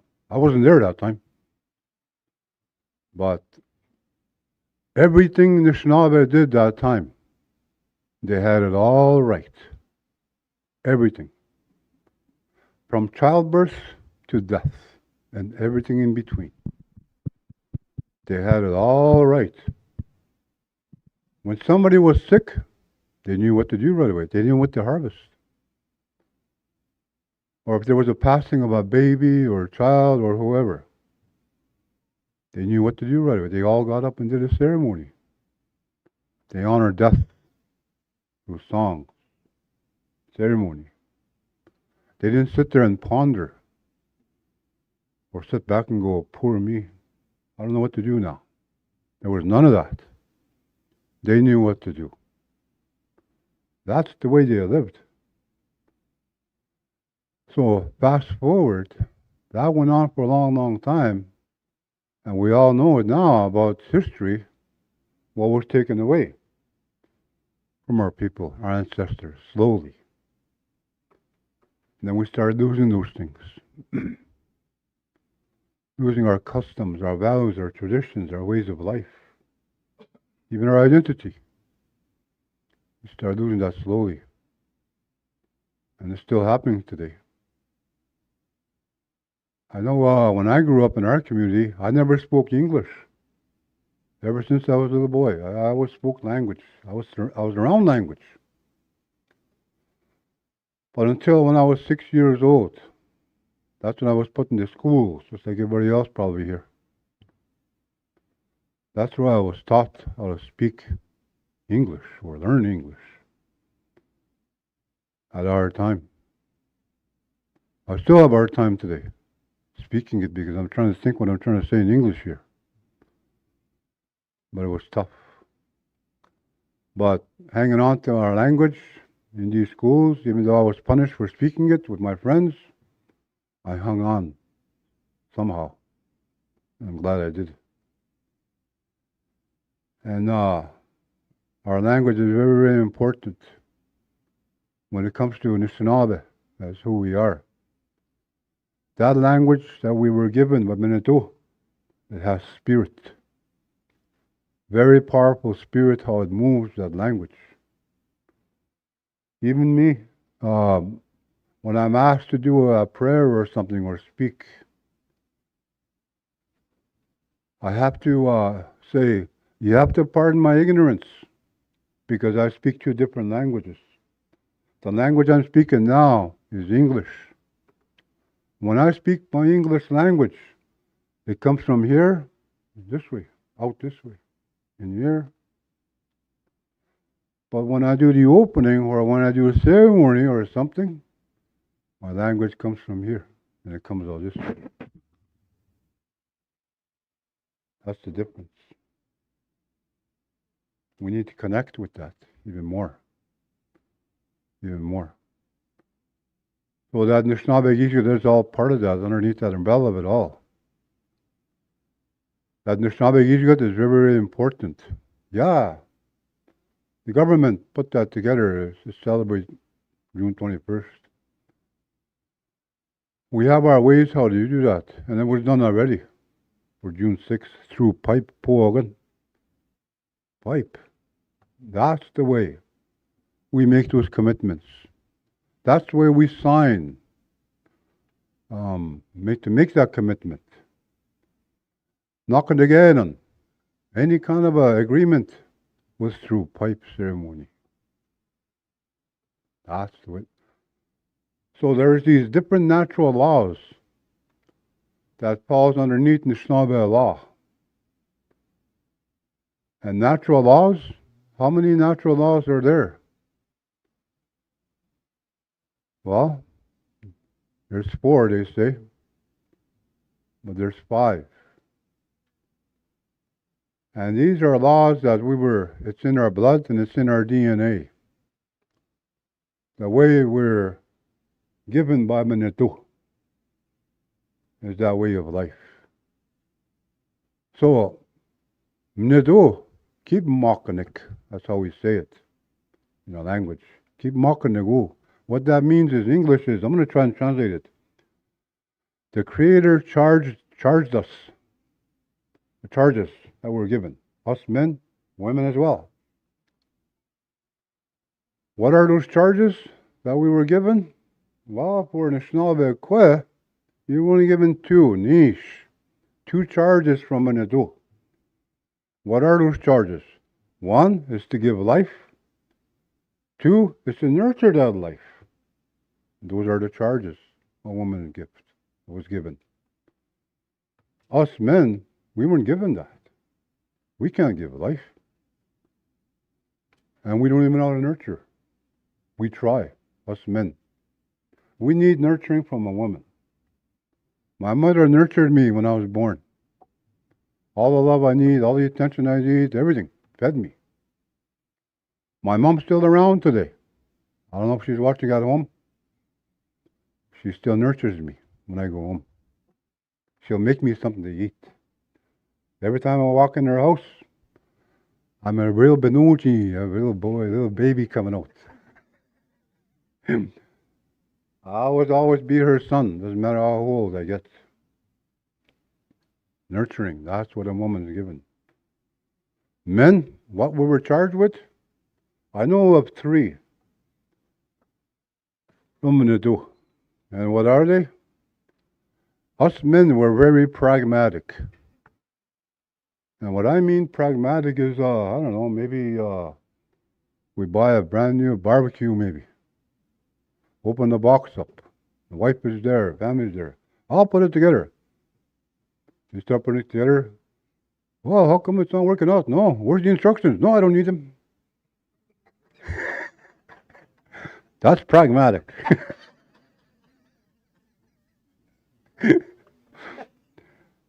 And we're also problem solvers.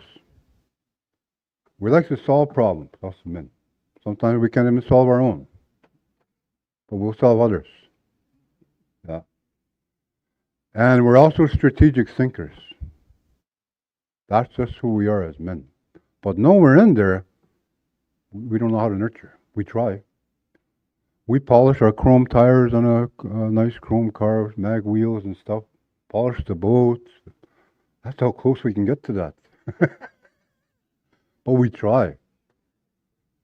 So again, how it is let's say when your wife is sick at home, flu maybe, or if you're sick, let's say you're sick first, a man.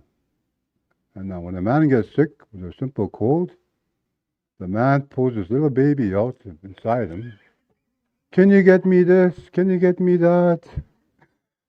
She'll get up right away and do it. She'll do it, nurturing. And then, when she gets sick, she's bedridden or on the couch. Oh, you'll be okay. You'll be all right. You'll get over it. That's a man. See, we don't have that. We try. But here's the thing, us men, if we don't understand nurturing in our lifetime, we will never know what love is. We will never know. But until we know what nurturing is, that's important. And that's Anishinaabe. It all falls under Anishinaabe Yijigat, how we were given this way of life. So when they did that ceremony, to seal it is through a pipe. That's when it's done. Nothing can override that. That goes with it. Proclamations, everything, pipe. Rules, even regulations, whatever that might be. Pipe. That's the way Anishinaabe have always done it for a long, long time. Sauganash over there in government, they'll never understand that. They sign documents. Our ancestors put an X there, sometimes not knowing what they're signing. That's what they follow. But the part they don't understand is that paper, that document that they're using, comes from the same element as a pipe, the pipe stem, which is the tree of life. That's where paper comes from. That's how we sign them, is through pipe. That's the way, And they don't understand that part. When it came to that, how things were dealt with at the time, when they made decisions. So that Anishinaabe Yijigat piece is very, very important. And I wrote some stuff down, and I'll go over it with you. And to fill you in on law. Here's the thing about Anishinaabe. Us Anishinaabe, there's laws everywhere. Doesn't matter where you go.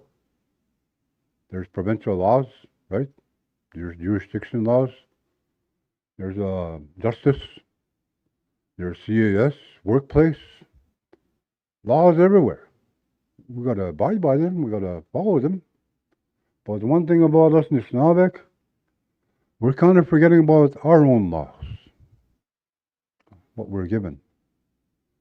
And what are those laws? Those Anishinaabe Kitchenakan Again, those 7 grandfather teachings. That's our law. We follow that. And it's one of the hardest things to follow, is those laws. It doesn't matter how good your life is. Very hard to follow those 7 teachings, even for me. It's hard for me. You know, but that's just the way it is. So those laws, if we start following them, you'll never go wrong. Never. But with these teachings, that we were born with them. These Chinakanagan, everyone was born with them. Your parents, your aunties, your grandparents, your great-grandparents, your great, I can keep going back. We're born with that. Now here's what happens.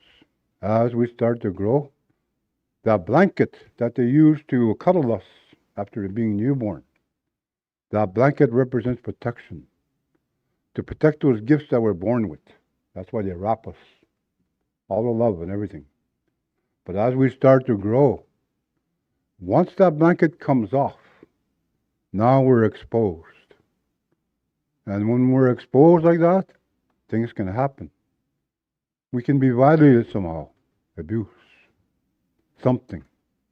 Or someone will take those gifts one at a time away from you. The gift of love, you'll lose that. What will take over? Anger, hate even. The gift of respect, you start to lose that too as you're going because you've been violated. You start disrespecting yourselves, others, or things even. Even that gift of knowledge, or so-called wisdom, you start to lose that too. What takes over? Ignorance. Yeah, right. You don't believe in anything anymore. Your gift of courage you had one time, you lose that and start living in fear. And that's where a lot of people still live today because of COVID, living in fear. I know elders out there that teach these teachings, and on one teaching, they lost with that courage because they lived in fear during this COVID crisis. It almost got to me. I didn't allow it. I didn't, even though it was tough. So these teachings here are very important. That's Anishinaabe who we are. So today we're going to celebrate who we are as Anishinaabe and to be proud of being Anishinaabe. Do the things you need to do as being Anishinaabe, but don't ever be ashamed. We have our sacred fire over there. We started off this morning. Things can happen there. Ceremony can be done anytime there. Healing ceremony, naming ceremony, doesn't matter. That's Anishinaabe. That's what that fire is for. So with that, I'll say miigwech. I know there's so much to share, but so little time. Abama.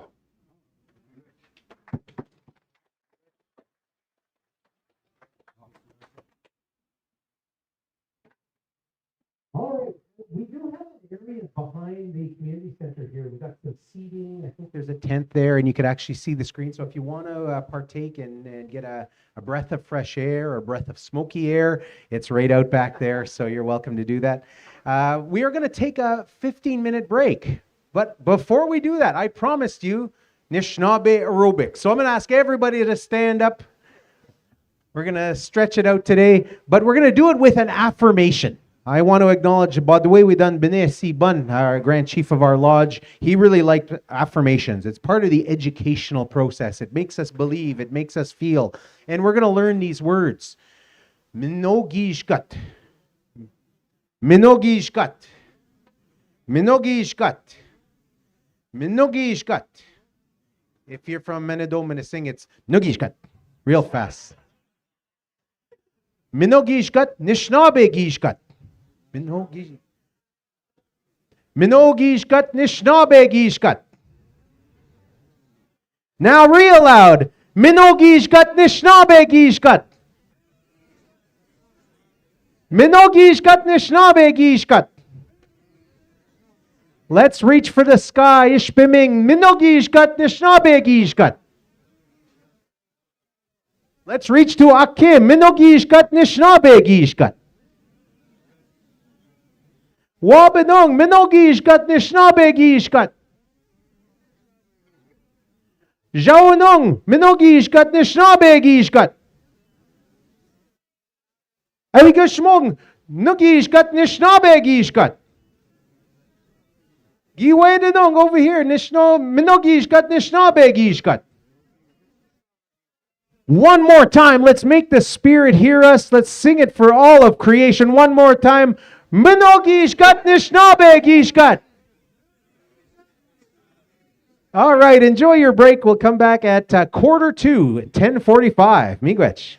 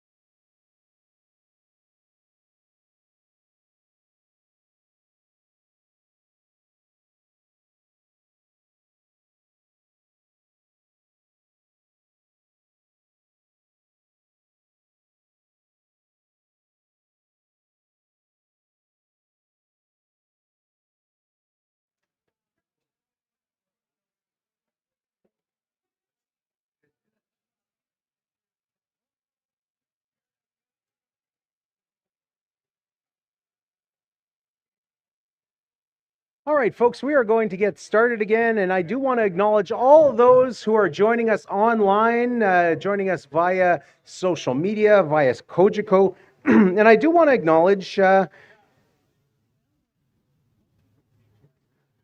Dave. I lost it. Dave. I'm going to acknowledge all those Anishinaabeg Nation communities that are part of, that have joined live stream.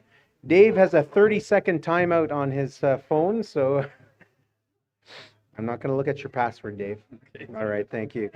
Want to acknowledge all of those First Nations joining us from across Anishinaabeg Nation territory, from Lake Huron region. Want to acknowledge Magnetawan First Nation, Nibissing Anishinaabe, Ondek Omnikoning, Shishigwaning, Shigwenda, and Jiba Singh. Welcome to from Lake Huron territory. Yeah, give them a round of applause. Yeah. Love to Ondek Omnikoning there. In the southeast region, Mississauga's of Scugog Island, just down the road, Moose Deer Point First Nation and Algonquins of Pikwakanagan. Give them a round of applause. Southeast region. In the southwest, the Chippewas of Kettle and Stony Point First Nation, Amjanong First Nation, Muncie Delaware Nation, all from the southwest. Give them a big round of applause.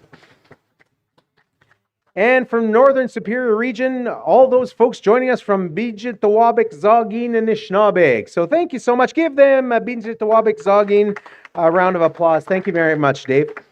I also want to do a shout out to those joining us from Kojiko, the network of Kojiko channels across this territory, across Ontario, including those in Cornwall, Peterborough, Lindsay, Cobourg, Port Hope, Belleville, Trenton, Kingston, Smith Falls, Ottawa Valley, North Bay, Muskoka, Burlington, and Niagara. How about a big round of applause for all of those joining us watching on Kojiko across this province of Ontario. Thank you so much, and I hope you're enjoying the day. I hope you're enjoying and picking up a little bit about how important it is to identify as Anishinaabe.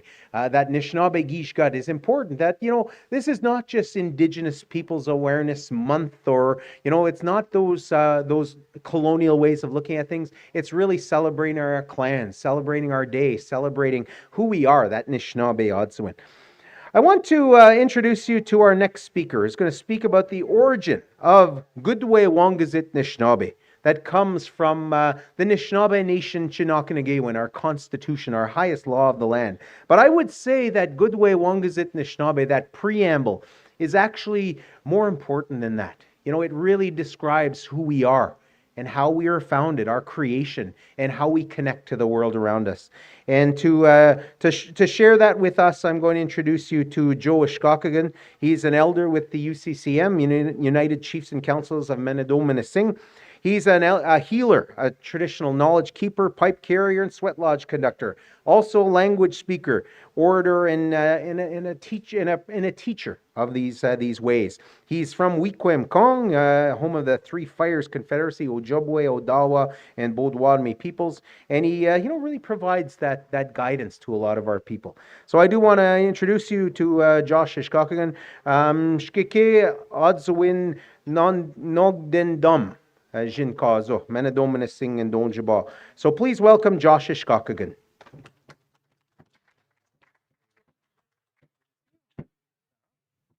You want to use the mic or you want to see what? Okay. Nahal, Chimigwech. First, I'd like to acknowledge everybody's presence today. The sunrise was awesome. It was really good. And then I'd like to acknowledge the landholders of this territory, but I also to acknowledge the Skapachagan in regards to what I see in front of me, the eagle staff, the bundle. The Skapachagan is a bundle, that's how we say that in where I come from. The bundle is very important in regards to how to identify who we are. And that. So I got some, go down to get pamphlets to be handed out by my colleagues there, and it's the preamble itself in regards to when we wrote it.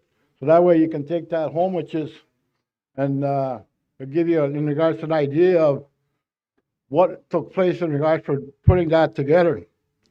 And, you know, it's really nice to be able to share the history of the Nakanagewin and also with the Nungodalgis and the Anishinaabe.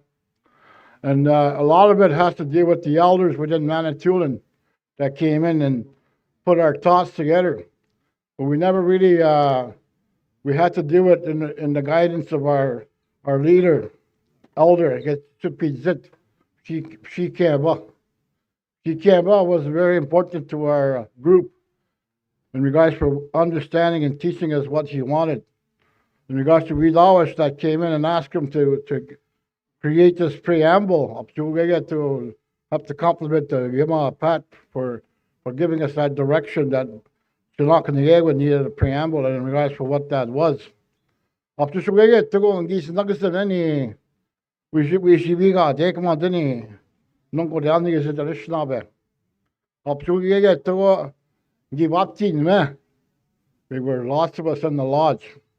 And we had a representation across Manitoulin in regards for this preamble. You just got the we had people from Jiva Singh, Jiva Singh, Nashurage, ni Oksak Singh, Kilwani Kyagivin Show, Ikwam Kong, Kiging, AOK. But I'm going to honor the ones that's passed on to the spirit world. That was a very big part of this preamble before I go any further. Lillian Pitwan Kudba from Birch Island, Archie McGregor from Birch Island, and his wife. You know, even some Hauge, he was Shivi Mawad with me, not going to give it. You know, gave them Chiging.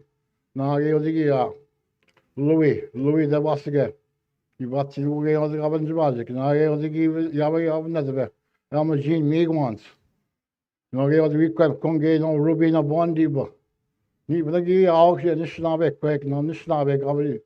And one of the things that we got Wedge Migwong, we should be among on the to bring our scuppage again, our bundle. And our bundle was our day, not our pipes. Me were Ganakas young, we live in the Mong West Suddenly, I should Wedge Migwong, what we were asked to do. We had to bring our bundle and that, eh? And that was very important for us to be able to acknowledge one another in regards to the bundles we have. When Marcy asked me to come and speak on behalf of this preamble, I said, what do you want me to talk about? Because I want to hear all the arguments that you guys had, she says to me. So we never had no argument. I said, we smoked our pipes around the table. And then Barb calls me up. He says, oh, when are you coming up? Are you going to be coming up this way? And I said, yeah, I will. I'll come and do that preamble for you and give you a teaching in regards for what took place. Kabehing. This preamble that you have in your hands. I think we wrote that, 4 or 5 times. To put everything into perspective of who we are as Nishnabek people and that. That was one of the first things that we needed to understand was who are we? We knew we were Aboriginal, they called us. But we knew we were Nishnabek. And that's what Shikemba always told us. Nishnabek Dama. Nishnabek Kibin Women Pijabna Duketan. And we should say on the Machstang, of Deggo. We know she gave on the Yao Ying, who we are, of the Quitona, Enwing. Our language was part of who we are. We got it together of the system among any Yao Yang. And that's what we did. Niemand die Yao Ying, Akit Yang. We should get away, we should get wrong with Yao Yang. That's when we understood that we are part of the land. Of the Wingin Sistana, on the Kibna. Can I get away? You should know the monk. We went to Akit Yang this. Niemand die Yao Ying. And we identified that in our own words. We sat around the council in regards to the lodge. At OCF, Ojibwe Cultural Foundation. And we had lots of meetings, lots of discussions in regards for what to say in the language and that. And we had a lot of different opinions in regards for how do we identify all of us. And that's when we said, Nungo Anishinaabe. Nungo means everyone. That's how we looked at it when we said Nungwa Down Gazette on Ishnabe. Up to we get to the Gbang in Jitamini, we up in the Mang Winnie, Nungwa Down Gazette on Ishnabe. We wanted to include everybody in regards to who we were and who we are. And that's when we came out that Nungwa Down Gazette on Ishnabe. Nungwa Down Gazette means everyone within the nation, within the land. And that's how that came from. And then go down to get it in Islam. After school, I get to go. Give spend out with you on the young, we not go down to get in Islam to connect with the end way, the Islam way. Islam kid within. Can we go now? You got to go to Ken Mangani. We the among who we were and who we are in regards for the language. That was very important to us. That was very important for Shikeb in regards for when they asked all the elders to bring their bundles. There was a lot of pipes in that circle. There was at least 10, 15 pipes in that circle. There was at least over 20 of us in that council in regards for that. There's probably only maybe 4 or 5 of us left from that council now. The rest has passed on to the spirit world. So you can tell in regards for the time frame of this this Dungodalias in Ishlabe has gone by. It's really been a long, long time. It's been almost 30 years, 25 years. And this man right here started this preamble. He asked us the council to be able to come and give us that knock and again with support in that. So we acknowledge that quest that was put in upon us. And then it took us, like I said, it took us 2 or 3 years to come up with a finalized wording of this Nungodalni Gazette on Ishnabe in that. And one of the first things that we all said was Deben Jiget. Deben Jiget means the creator itself. That's what belongs to everything is Deben Jiget. And that was one of the things that we wanted to make sure that was introduced into this preamble was to identify Deben Jiget. Deben Jiget was the creator.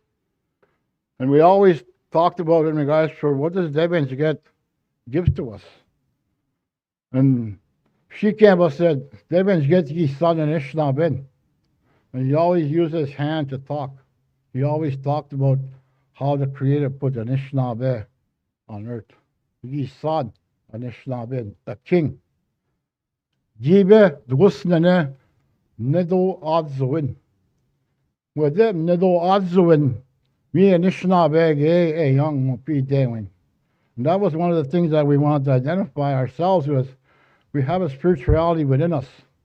Abdigo Gada Nawe, Nido Adzuin. Nungwasheba, Nivana Kidwata Nawe, with some Nido Adzuin. Nivana Kidwata Na Pogan, Migana Tek. Can we go as a wind scupper chicken?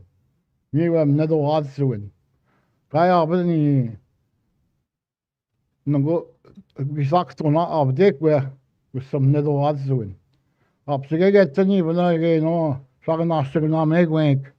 we are now with some little odds doing. A lot of Europeans want that connection, that spiritual connection. I make a magazine now, we know it. Mr. Bay, you mean the guys there, Devin, you get Jimmy on it, that little odds doing. You would listen to them little odds on Jicket Young. Mr. Nuggies, what the man winning. What was given to us to use when we were on this earth? It's a piece to jiggle there. Skode, be, a care noden. He would listen and we knocked in, Mong Pishkakmagan. Hop you being in Jetame, where we should be among Western, then even a chip pit and docking. It took us a long time to really understand these 4 elements of the Winnagadendamong. Ki and Nishnabeg Yaoying, as Indian Nishnabeg people.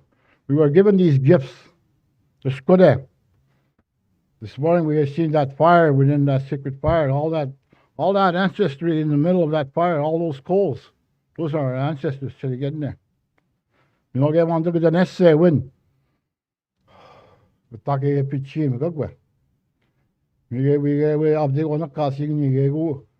need to find that balance in us we always use the breath of the Kuyana when necessary when. Of the Kuinagadendana, the air that we breathe in, the air that is around us for our children and that.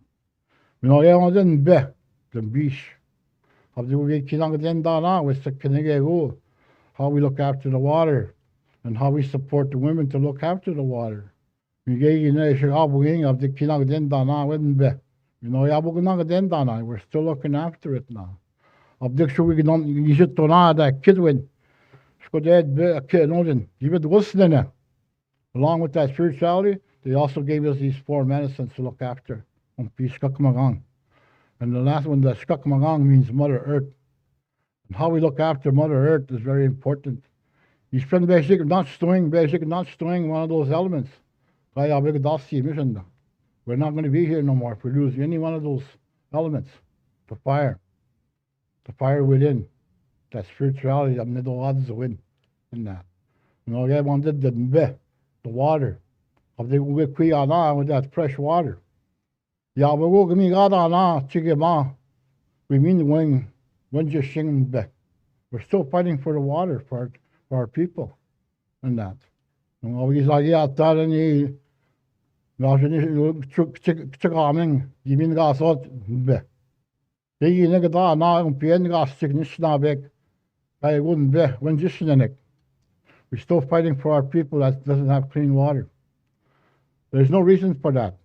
That's why we said these 4 elements, they're given to us to look after in Skakmagang and that. And that was one of the things that we want to bring out in regards for that preamble or the go down to get the you know, yeah. They've get giving on to get Swindok and Nishnabed. And then he's all sick in Madrid. Well, we're not in China, he's about that, and he's all sick in Madrid and Nangosheva on them Yago. We were talking about the 7 grandfather teachings now. I mean, going over now, the Creator gave us all these things in regards for us how we're going to look after these elements. When we talked about writing that preamble, how are we going to look after these elements? How are we going to look after these way of looking after them? And we had to use these 7 grandfather teachings. And that's why we said, Devens get giving on get Schwendaken, Nishnabed. And then he's all sick to the Madrid.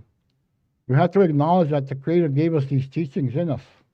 And like the Gima said this morning, even our Chinchanabe, it's all in us. When we are born with these elements. We are born with these teachings. It's up to us to be able to use them in a good way. It's a piece in that circle. Up to we get to there was a lot of discussion in regards for that. I remember Bill Antoine and his brother Kenny Antoine. Up to give up me. You can see Kenny looked at it. He was having a hard time to say whatever that he wanted to say. But you know, he said, I said it before. So we're all sitting there waiting for him to say whatever. He's stuttering away and that. And one of the elders says, Kenny, are you trying to say once over again? You know what once over again? Once means you want to try that again? And that's when we started laughing. And when we started laughing, everything kind of came together. We all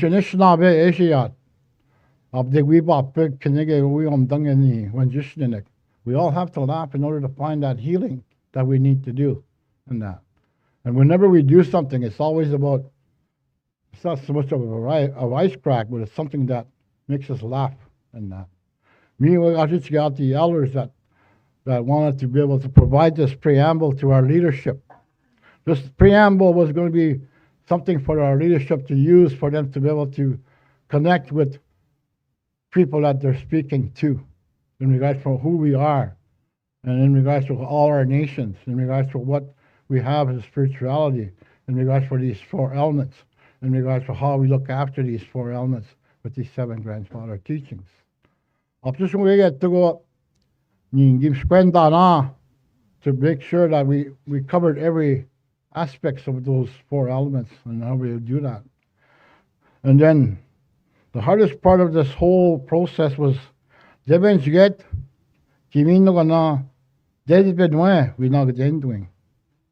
I just can see now we should work with young Desbin or sovereignty. Because we always had it. We never really identify it. But how do we identify sovereignty within our own language? Oh man, we took us a long time to find Desbin.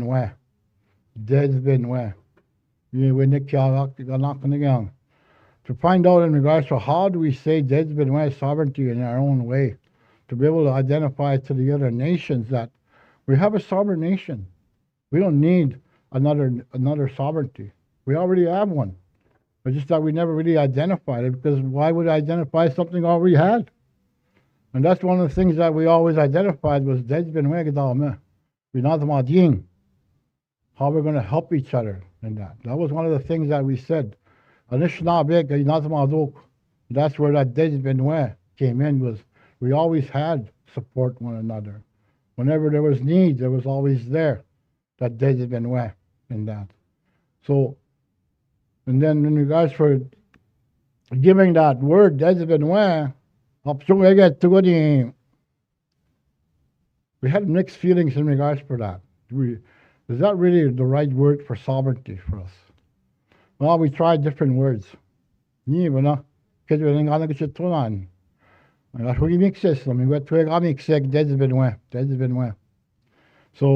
Michigan young Dodge, which is Desbin.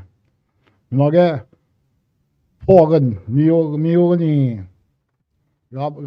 young, where we soon got young to make us strong, stand strong, stand strong. The Pogan was the one that guided us through that whole process of writing this whole preamble in regards for that, eh? I get the snow is been squeezing without the Pogan. We go in young weekend among what kid young. We adopted among with ni kid win. Insist among neck kid win none. Can they get wet? Not can they get win, eh? Can I get on the not can I get with me? We look cause what to get mark. We do out here, it's just ox to what? We're such good dead and be a kid and Noden. They middle odds to win. And then you just pick them out win and they're not to win. Zagged win, dead way win, not in the win, book out win. So what end the same cause we belong a day win. Me, Miss Chrissy Mugak. Object. Miss Chrissy Mugak, can they get win the king? Of the quiz to no zagged win, can they get of the quiz lag there. Of the quiz modest. Of the quiz told can go with the king. Of the okay day when done. Of the quiz where Ekadine. Of the quim done, they were win. No, of the quim not in done, the king ye. Of the quim not in mark, which are modest. Of the quim not in done, can you win kabagak? Of the quick can done, there shouldn't me come on with the bad end this win. Can you have the quick you have to look for your own, how you measure that Bobby school's good. And that. You should have not young with Bobby school's long, not can you get with me. When then the kid win. When the Bobby school is going to is your own measurement. The measurement was from those 7 grandfather teachings and that. And that's how we identified in regards to how we look after ourselves as a nation, but also the 4 elements, and in regards to our sovereignty, in regards to our spirituality. We're going to need all sick and those are what we did. They were just like our bundles, just like those bundles there, just like that eagle staff, just like that fire this morning. So me on that thing, it's a piece of jig, get the jig. Mommy Quendana was sitting, they were really proud of what they gave, because they know it was going to be a legacy for what they're doing. It wasn't for the now, it was for the future. We should say, I'm the man with Piggy Young, where they was get Kevin when our dead's been where we not end the wing. We say, you can walk where we were on the right track. We were right in the right. But without the leadership of our elders, she came, all these other ones that I mentioned that's passed on to the spirit world. Up to get to go give they're really firm in their what they believe. It should have went them out. Mishweg did not stop me on Angusheba when we did that sunrise ceremony. Up to Gigi Nakamashkwenda na Yahweh where Yao Ying, the land, the language. Me where Shay Yang Wing Ken Ying and Nishnabe Yang Magam there. On the Nishnabe Gish got, it's not got them out. They should know them. They get to get Sigi Nishnabe Gish got that one. They get to go Nishnabe Dame, Pane. Of the Shukwam Doya, Nanik, we don't see it and go. We have to show that to our kids, that they are an Ishnabe Quens or Ishnabe Nene. In regards for them to understand, this is been the mot. It's not the mot is in these 4 elements, how they look after these elements. Of the weekend down, you shouldn't watch it again. We not stone, we need not kilomadwin. So we're going to lose that teaching if we don't pass that on. And that's one of the things that we talked about in regards to how we pass these things on. And one of the things that we said was we have to make sure we've not in Dana Abbas Rebek. We've not in Dana Abbas Rebek. And there's a lot of things like Abbas Rebek, but we still respect it. And that's what we said. Come not in Dana Abbas Rebek. We respect the past. And that. You need to be yet. So we get in done where Abbas should not ask, Abbas should not ask. Abbas come ask the kid. How we lost our land.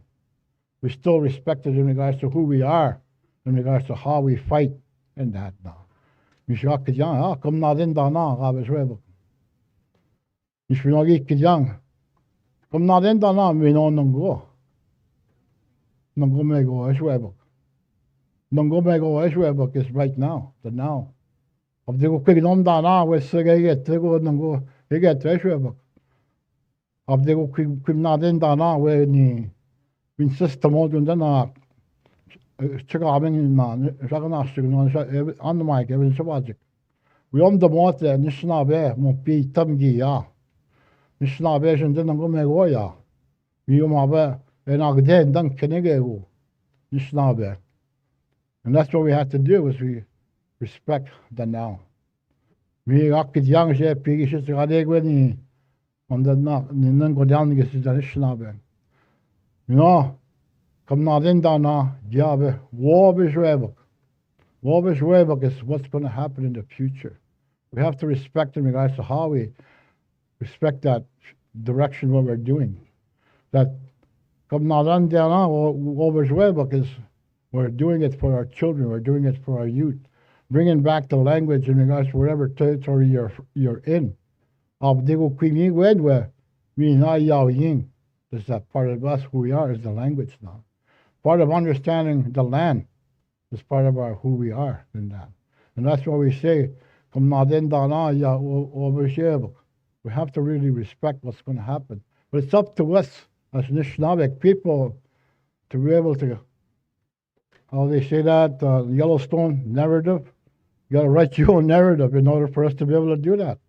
China of the Quishabia now or Shwebok. China of the Quishabia now when he won the shine. We have to write our own journey of what we need to do, what we need to change in regards for us to have change now. Mishan Jikki Younger, come not in Dana, Rabbi Shwebok. We know not come go Shwebok. We know Yabe, Rabbi Shwebok. We should go Kimami and then baby shik wonder. Nigedok, take it home. Put it on the fridge. Give it to your grandchildren, to your children to read it. Means you can more ya what again no. Me na ya ying. Just to be able to understand the skode den be a kid a noden. Up to get to go even at them got kilomad within Yan Ken Magengoba. Yan Ken Magengoba to pass it on. And that's what we all need to do as we walk on this journey to Skakamakwa, is to be able to share those gifts, to be able to share those understandings of what they are. When you go to Oshakin, that's how the only way they're going to learn in regards for that. Is they needed to learn from us, just like those young men this morning on that sacred fire keeper, Sushkab Elsa, Ketchitwa. You know, I was really proud to see 7 young men standing there this morning, 5 o'clock this morning, and that. And to congratulate them for being there to look after that fire. They felt really different to be acknowledged in regards to what they're doing. Even these drummers. We gave up when the most stone a day when me we nedo odds when young beckers. We should consider what the man were some devils gets given on when it's not when nedo odds when. Kedaga now, middle da when, not dead, not when we nedo odds when. We should want any. Non go down to get the next I honor Shikeba for giving us that opportunity to work with him to be able to provide this beautiful preamble for our Gimok and for our people to use. How? Miigwech. Miigwech,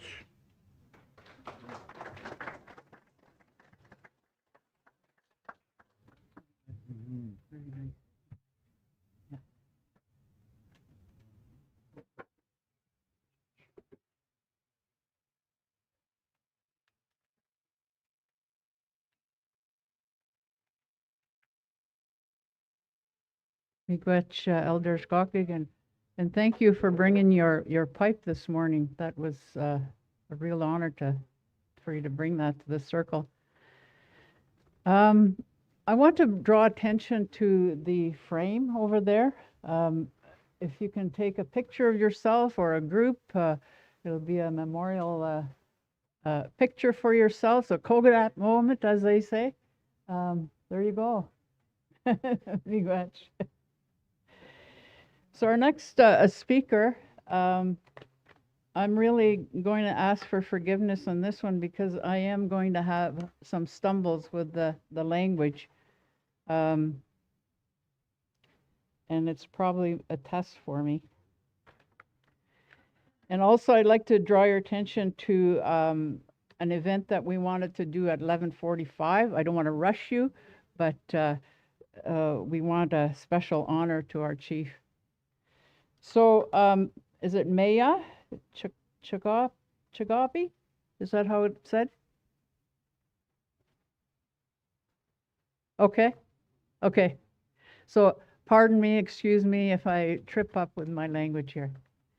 So she's going to speak about the Anishinaabe Gamified Learning Project. Maya is Anishinaabe Beaver Clan from Dong. See, this is where I trip up. Thunder Bay. Her family comes from, I'm going to just say Red Rock First Nation. My apologies to Red Rock. And I'm going to let you speak on the other parts. I'm sorry. Maya was a language apprentice with Alex McKay Bun. And then there's that word again. For 8 years, along with many other wonderful elders and teachers, including Alex Jacobs, Pat Gawance, and Doug Williams-Bunn. She's a sociology professor at York University and works in partnership with Nukiwan Tribal Council in service to her community. In her work on Anishinaabe reclamation, Maya has worked with elders to develop a grammar system based on Anishinaabe worldview, hosted language and culture camps, developed a tabletop role-playing game for learning the language, which she teaches at York University, and with guidance from Nukiwan Tribal Council, has begun development of a virtual online Anishinaabe metaverse that aims to provide a fun, immersive, open world adventure and learning Anishinaabe and Anishinaabe Otiskawin Nan. The Anishinaabe metaverse is called Piskabi Yong in honor of teachings from Doug Williams-Bunn of Curve Lake First Nation. He'd be so angry with me right now. And I can just hear him. So welcome, and please make your way up.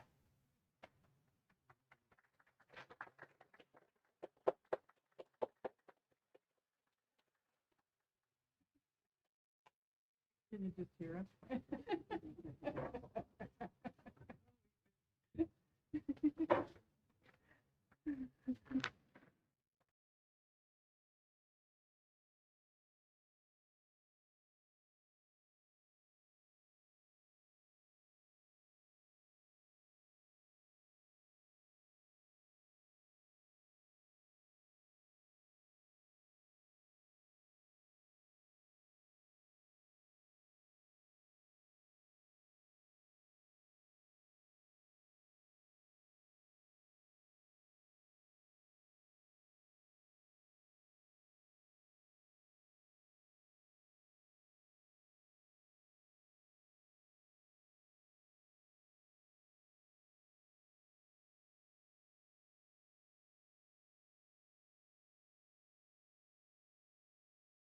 Kirby, as you figured out. I got some fancy degrees, those fancy university degree things, but they don't really mean much to me. The most important degree I got is my clan, and I'm looking forward to hearing about the clan teachings later on today.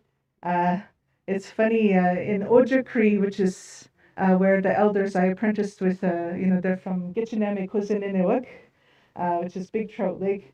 If you say PhD in Ojakri, a PhD is what it sounds like, huh?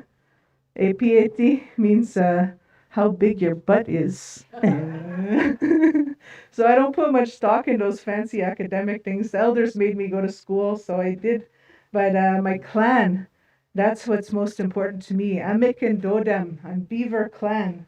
And to me, those clan responsibilities are the true way that I believe that I can be free in the world, is by fulfilling my responsibilities. And this gentleman was talking about Deben Jigit, huh? God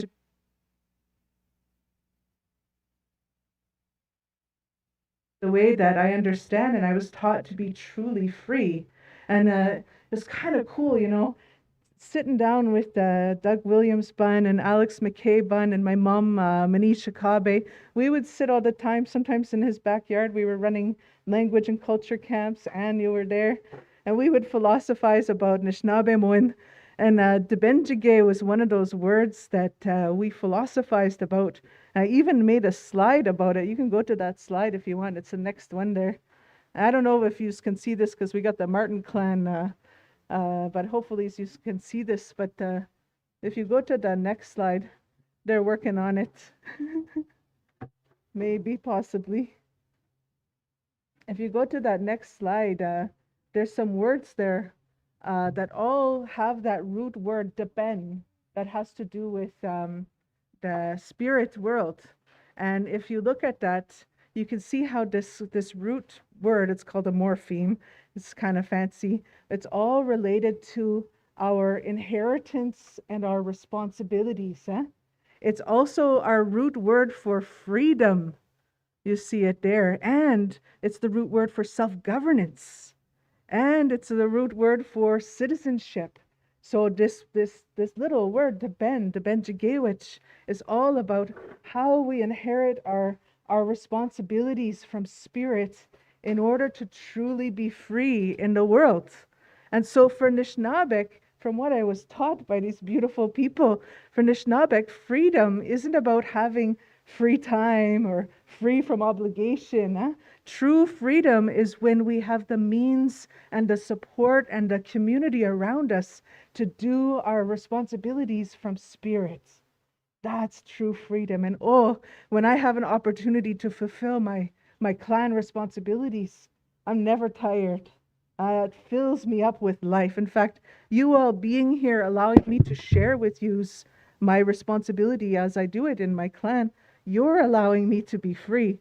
And so I'm deeply honored that you would give me time to share how I'm trying to be free in the world, to help one another have the means and tools to also do your inherited responsibilities from spirit. I am a second language learner. My mom is a mother tongue speaker, but as you know, with the legacy of historic trauma, that many of us struggle to have that intergenerational language transmission happening. And then language learning is one of those other great responsibilities from spirit that we carry. And the language, it has so much power. Inside our language, you get philosophies like this. How would we have even thought about freedom from spirit and inheriting our clan responsibilities and our responsibilities, our gender responsibilities, as the elder was talking earlier? How would we understand that if we didn't know the language and how it's connected to citizenship? It's all there in the language. That's how powerful Anishinaabe is. This is a space that colonization can't touch. That's how powerful it is. And when you start to learn and wonder in Anishinaabe, you are creating a space that can't be touched by outsiders. That's how powerful the language is. But, you know, as a second language learner, I struggled in the early days. I went to classes where all they taught me were a couple nouns, how to memorize a few phrases. Any of you been to classes like that? And you walk away and you're just like, man, I'm never going to learn this language. It's not working. And then so I went to the elders and I said, how am I going to really do this? Like, how do I get to become a speaker of the language? And you know, the elders, they never give you a straight answer. Instead, they told me this story, and I'm going to share it with you. You can go to the next slide. So I'm not going to use the winter name for our trickster teacher, the elder brother there. I'm going to use the summer name for him, but I'm going to call him Bebamused. You can go to the next slide, my friend. It should say why Bebamused is so smart. Okay, wees get see Bebamused nupaminkish Nishnabe oki wapaman Bebamused. So way back in time, Bebamused was wandering around the bush, and this Nishnabe guy runs into Bebamused and is like, Shtataha, now's my chance. I'm going to ask Bebamused the question we've all been wondering. Antash wenjinibwa kwayengin. Bebamused, how is it that you got so darn smart? Gainin, I want to be smart like you, Bebamused. But you know, this is the trickster we're talking about. So he says, oh, what's up, Pikomatanakwe? Nibwakwa mininayan. Uede mikanens. He said, way over there on the path up on top that hill, there's these smart berries. And I eat those smart berries, and that's how I get so smart. And so he's like, the Shnabe is like, you gotta tell me where those are. Take me over there. And so off they go in the bush. And Bebamused goes to the hill and shows them where the little mikanens and the little trail is where those smart berries grow. And Nishnabe reaches down and grabs a handful of those smart berries, pops them in his mouth, and he says to Bebamused, yo, gawin nibwa kwawaminesin, wabosumoanayan. Those aren't smart berries. Those are rabbit turds. And Bebamused looks at him and says, see, you're getting smarter already. So that's what the elders told me about how I was supposed to learn Anishinaabe Moen. And I was in university learning a lot of smart berries. You guys eat smart berries? Any of you just take in facts and regurgitate them? We have other words for them. BS, I think we call them. I don't know how much I can swear to all my friends out there. But you've been through this before. You take in and you think you're going to get smart by just regurgitating all these facts and information. That's not how we get smart. Anishinaabe, as somebody said, we have sophisticated civilization. We have other ways of getting smart in the world. And so I started to think about that in my own language journey. And you can go to the next slide. We're going to go really quick through this one though, my friend. So when I was working with the elders, we started to wonder about, well, how do we do it as Anishinaabe? How do we learn and teach to become skilled at understanding our environment? Because that's what the elders want of us. And there's all these beautiful ways of doing it that have nothing to do with the smart berries. No rabbit turds involved. And some of them, like Bzinda Moen, this idea of learning through story, how deep philosophy we can get from Atsokanan, from those traditional stories, especially when you learn them in the language. Oh my goodness, you get to learn how deep our philosophies are as Anishinaabe. There are so many things encoded in those stories that you would never ever think about. That's one of those ways. And another one is even this idea of Ganawa Minjagewin, that we shouldn't be isolated in these little classrooms alone learning lists of nouns to memorize for a verb-based language. It doesn't work. And we got to be experiencing it. We got to be part of that interrelationality between us, have relationships between the language, all the beings around us that speak the language, the four-legged cousins, they all speak Anishinaabe. So we got to have relationships with them in order to do this. And Manitowapoan even, the idea that ceremonies and dreams and learning our ceremonial languages is so important. And I knew I was getting somewhere in Anishinaabe when I started dreaming in the language. That was a powerful moment in my life when I started dreaming in the language. So we were doing all this, and me and Doug Williams Bunn and Alex McKay Bunn and my mom, Manish Akabe, we were all getting together with a whole bunch of other language speakers, and we also realized that in order to learn the language, we've got to make the language a story. We got to be inside story. That's how we learn, through our traditional stories. So why not make the language all a story too? But in order to do that, we had to first tell a new story about the language itself. So we got together and rewrote the entire grammar of Anishinaabe not from a Western worldview. You can show the next couple slides. So one of the things we did, this is from Lena White. I don't know, anybody remember this beautiful elder? She said, no, we shouldn't be using words like animate and inanimate. That's a Western worldview. Everything is alive in our worldview. So let's use two different categories of existence, but we'll call them Bamatase and Bamatan. She or he's alive and it's alive. So let's start with that. And so we started working from that place. And then you can go to the next slide. Trying to go fast because I recognize we have this other thing going on. Am I okay so far for time? Oh, they're talking. Okay, so here's a really cool thing we found out as me and the elders were hanging out, figuring this stuff out. Oh, is this interesting to you guys? Okay, and I'm okay for time? Oh, that's not a lot of time. I'll try to go as fast as I can. That's it? Okay.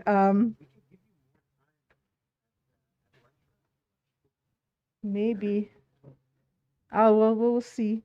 So what we did, I'll try to go through this part and then you tell me what to do next. So what we did here, we found out that in the language, there's 4 major parts of a sentence. And we're like, that's a circle. We can make the language story a circle. And then we figured out, well, there's 7 main pronouns. Well, goodness me, we got 7 teachings. That's a story we can tell. You can show the next slide. Go ahead, the next one after this. Oh, it's being wonky. There we go. So then I decided that we would make a massive role-playing adventure where everybody would learn about those 7 beings, those 7 pronouns, by going through a post-apocalyptic role-playing game where they got to take on different adventures and fight the linguicidals. They would battle the linguicidals. Show the next slide. And I also recognized that there were different people who had different ways of learning or different priorities for learning. So we made them characters. The warriors are the ones who are obsessed with pronunciation. And the mages are the ones who want to learn tons of vocabulary. And so we created this, and you can go to the next slide. We created this in a way that any community's language would count. There was no standard spelling. There was no set vocabulary, that they would go through this journey, these 4 levels, and become questers instead of students, fighting the linguicidals. You could show the next slide. And we even at the very end of each level had a big boss battle. That was me. I got to be the big bad boss. And it was all of them against me. And this is how we were doing it. And it turned out that the level of proficiency skyrocketed by turning the language into a game, into a quest, where any language was welcome, any regional variations, any spelling was welcome, and people got to play with the language. And that way there was no shame, there was no blame, there was no feelings of being intimidated, because everyone was supporting one another to do this. But still, it wasn't enough for me. What I wanted to do next was turn all of this into a space that everyone and anyone could access. So we created this as and we are in the middle of creating this with Nokiwan Tribal Council as the leaders of this, and I'm so grateful to Nokiwan Tribal Council for trusting me to do this fun stuff. We turned it into an open world online metaverse, which means you can come in at any time and take on the quests that the elders and the youth have developed from the communities, and you can show the video with sound, my magical friends over there. And this will be the last thing I show. Hopefully it has sound. It's on mute. The mute is down there. Hopefully you'll get to see this, hear the sound. It's pretty cool. But what this is just I wanted to show you how incredible we've been able to use digital technologies to create our own Anishinaabe MMORPG for you gamers out there, where you get to create your own characters and go wander through the land and learn traditional stories, hear the language spoken from the trees. You got sound going yet?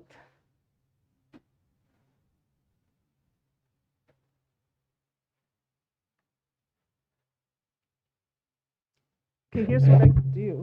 Oops. I can play the sound from here, my friend, if you can start the video there, and then I promise I'll be done from that. It's only a 3-minute thing.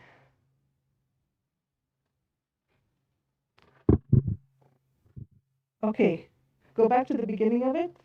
Rewind. Just rewind to the beginning there.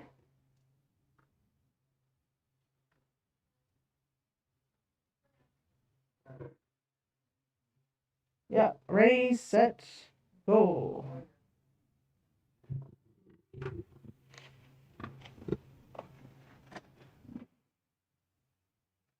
How do we hold this to the...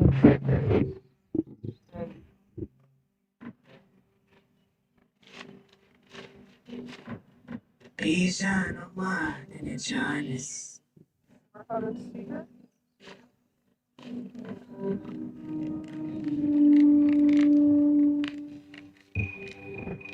Kimana kwenda naga kijima chichikia. Kimame kwenda naga kiwane kinane wang. Don't be afraid.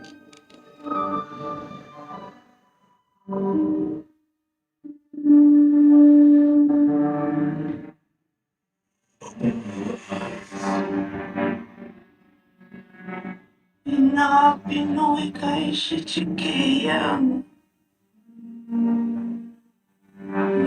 The shrinking manenda mo in the shinagwan. Yeshanoma. Gosh, woman, way when it's him in Upamwatsi. Listen. Kinoit. Come on, me kwenda men way when it keen wench men Upamwatsi. Chipiskabi.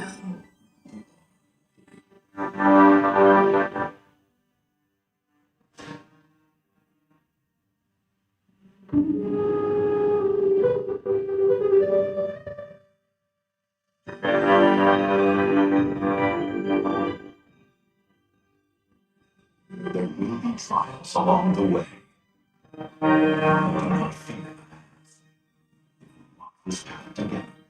We'll ensure a better future for everyone. This is the path to the star beyond.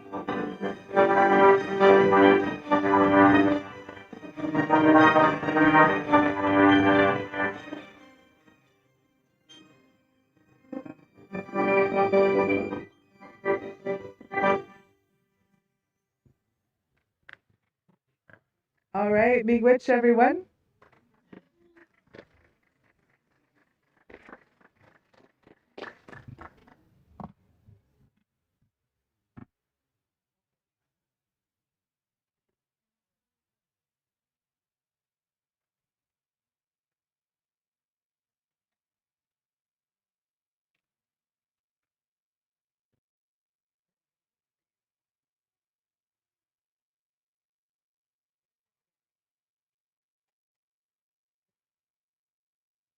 That's so much. That's so much work, good work that you're doing, Maya. Miigwech. So this time, if I can ask council of Curve Lake to come up, Nodin and Deborah, Lori, if Jeff is around. Oh, there you are, Jeff.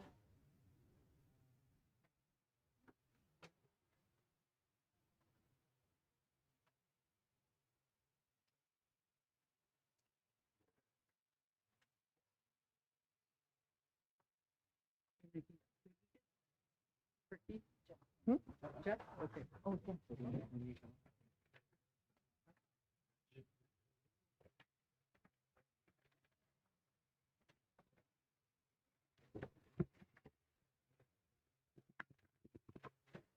Hanin Bojo.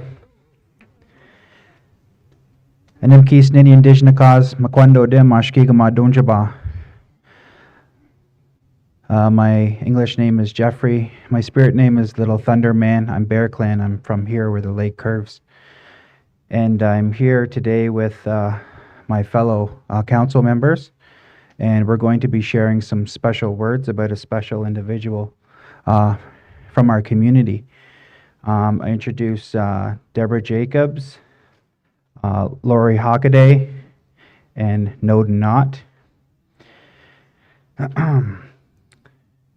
They say the two most important days in our lives are the day we're born and the day that we know what our purpose is here on Muskoka Makwa.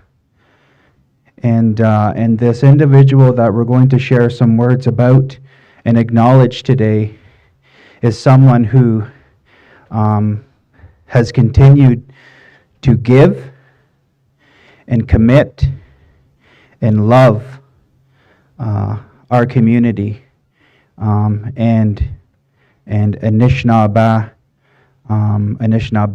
as well.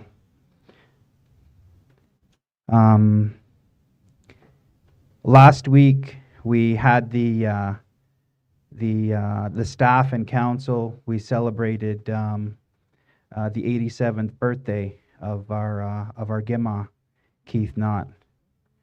Yeah, and over the weekend he had time to celebrate with his family and his friends as well.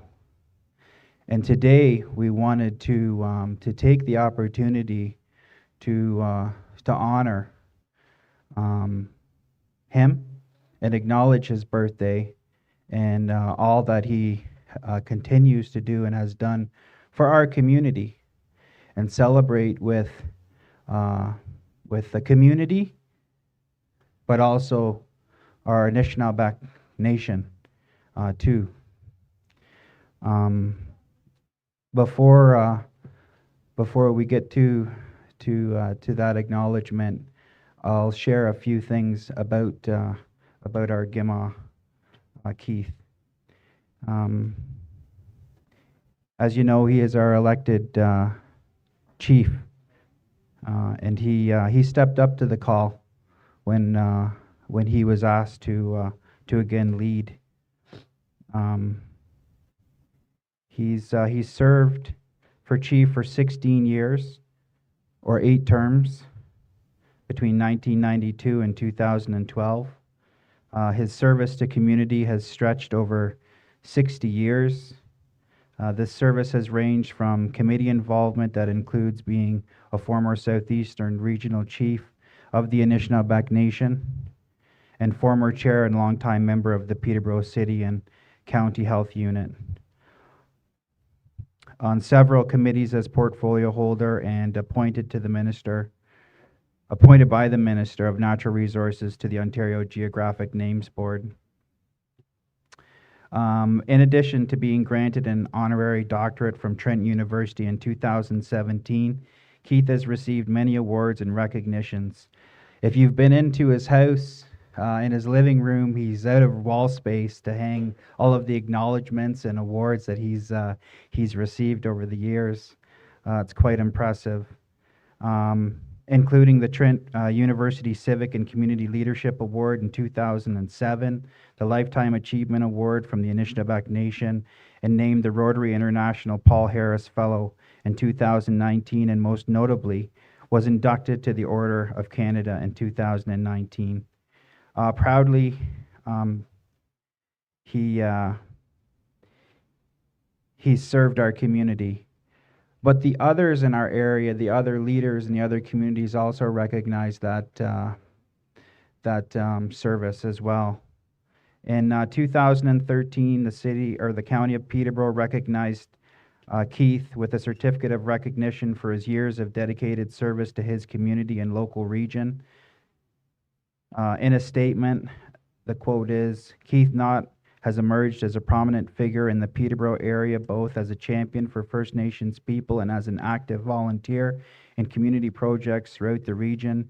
He is celebrated for his strong communication skills and sense of fairness, enabling him to bring about many important developments in the community."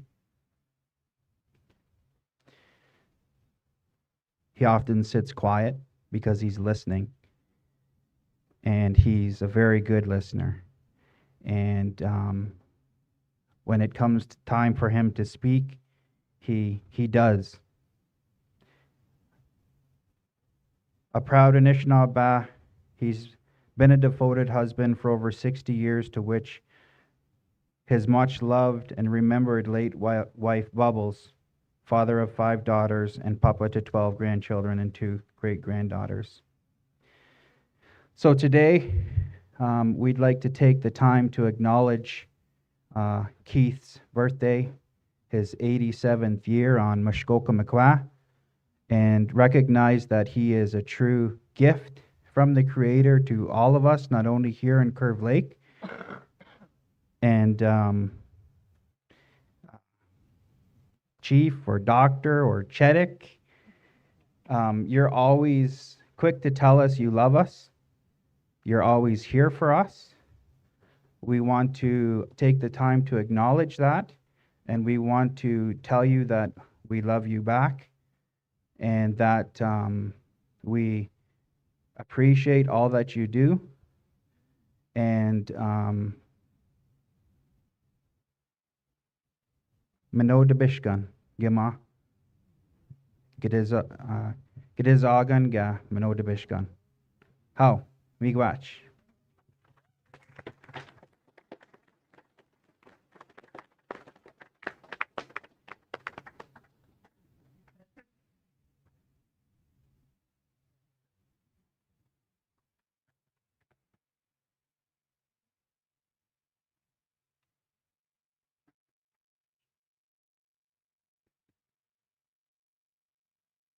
I didn't know I'd been done all that. Say a few words or not.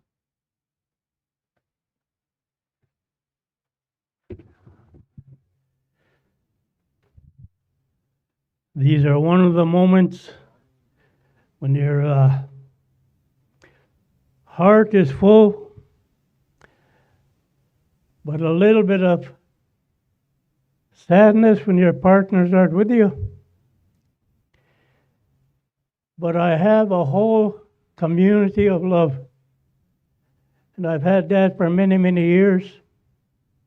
I've enjoyed and still enjoy working with my community. I get along well with council and chief in the community, and that is part of what leadership is all about. Getting along with people. I like to listen. As Jeff said, listen before I speak. And many times I'll sit silent pretty near all day at meetings such as this without saying a word. But it'll come within me when it's time to speak. And when I speak, I hope that they are the right words that are spoken. So I thank council, staff, community, and each and every one of you that are here today and beyond. Thank you very much for that acknowledgement. It is so hard to absorb all of that passion that is given. So kchimigwas minwa goyashchigay opchigundi kchinetam nongupsa eshawebak snugget. But I thank you all very much for being here, and thank you, Jeff and Council, for that great biography. Maybe I should take that and use it for my next resume. Amigas. Sorry I have to go, but I'll be back again. Oh, bye. Round of applause for Chief Keith Knott. Let's all lift up on our feet and we're going to sing happy birthday, a big rousing happy birthday. Happy birthday to you. Happy birthday to you. Happy birthday, dear Gima. Happy birthday to you. Oh, big watch. Yeah. There's a nice big cake over here, so please make sure you partake in the cake. You could eat your dinner first, or Anishinaabe way, you eat your cake first. But before we do that, we want to acknowledge this Menadomi Jim here with good name win minwa miigwecho endum. We're going to add some cake to that. Yeah. So I'm going to turn this microphone over to offer our Thanksgiving and invocation for this food to Barb Nolan, our Commissioner on Languages. So this is Barb. Abusho, wabgan kwendiko, makwendo dem. Ktigan sibing deta, ukam kongi bin spanapa. Maba semangi beshosh knamago nangwa. Winamet mamanda michim. Abgid namago ingwi miching nangwa. Kinigego shumdat temgat. Michim. Asakik. Aktigachgatek. Mino manwang min pogok kinegego. Mino apqueshgansak. Ashichgastik. No min ga. Agam nom nabo au natik manda. Agam nistom da si. Mino dash we as min apqueshgat. We quechip chikate. Mi gwechtash dinana mabag shemneto. Eshinana gdwin mi going and sigishkak. Kinegego mat magoing wo jimnim naging. Mampisa shkak mekang. Kinewego temangat ma, was yok ma yauk. Ich bin kading, mi got to kuching to shine we bug you saying, my web to go kyote. Bishket temangat mi magi go ikiat. We bagagi go king, go now we mungit. Week tigging, I can then see now week tigging. The sakim got tre me chip. Kene awang. Lego sakim gat man peking. Shimnak sakyo, shimnatagum. Kinawego shandaga na winim nagi. Migwech we go the shemneto. Aha, migwech. Migwech.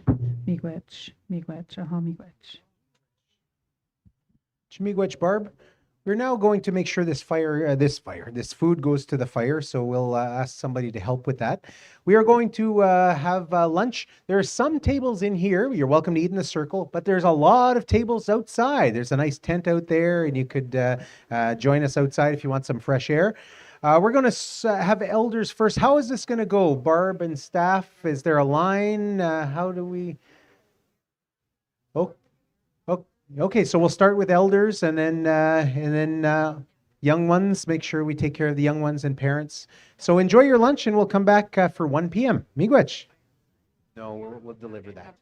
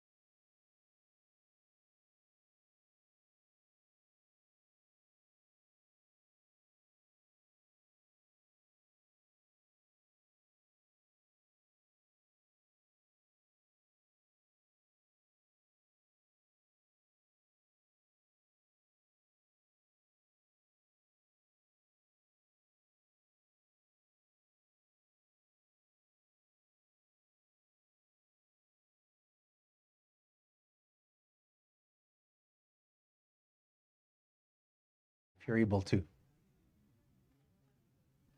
Close.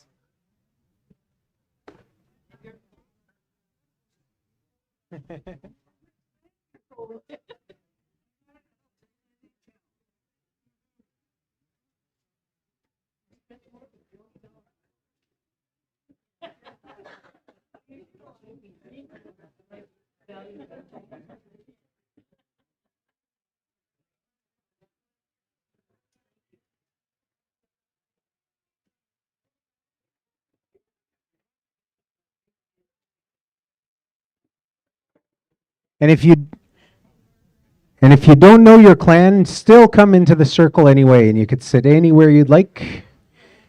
It's open lodge seating here.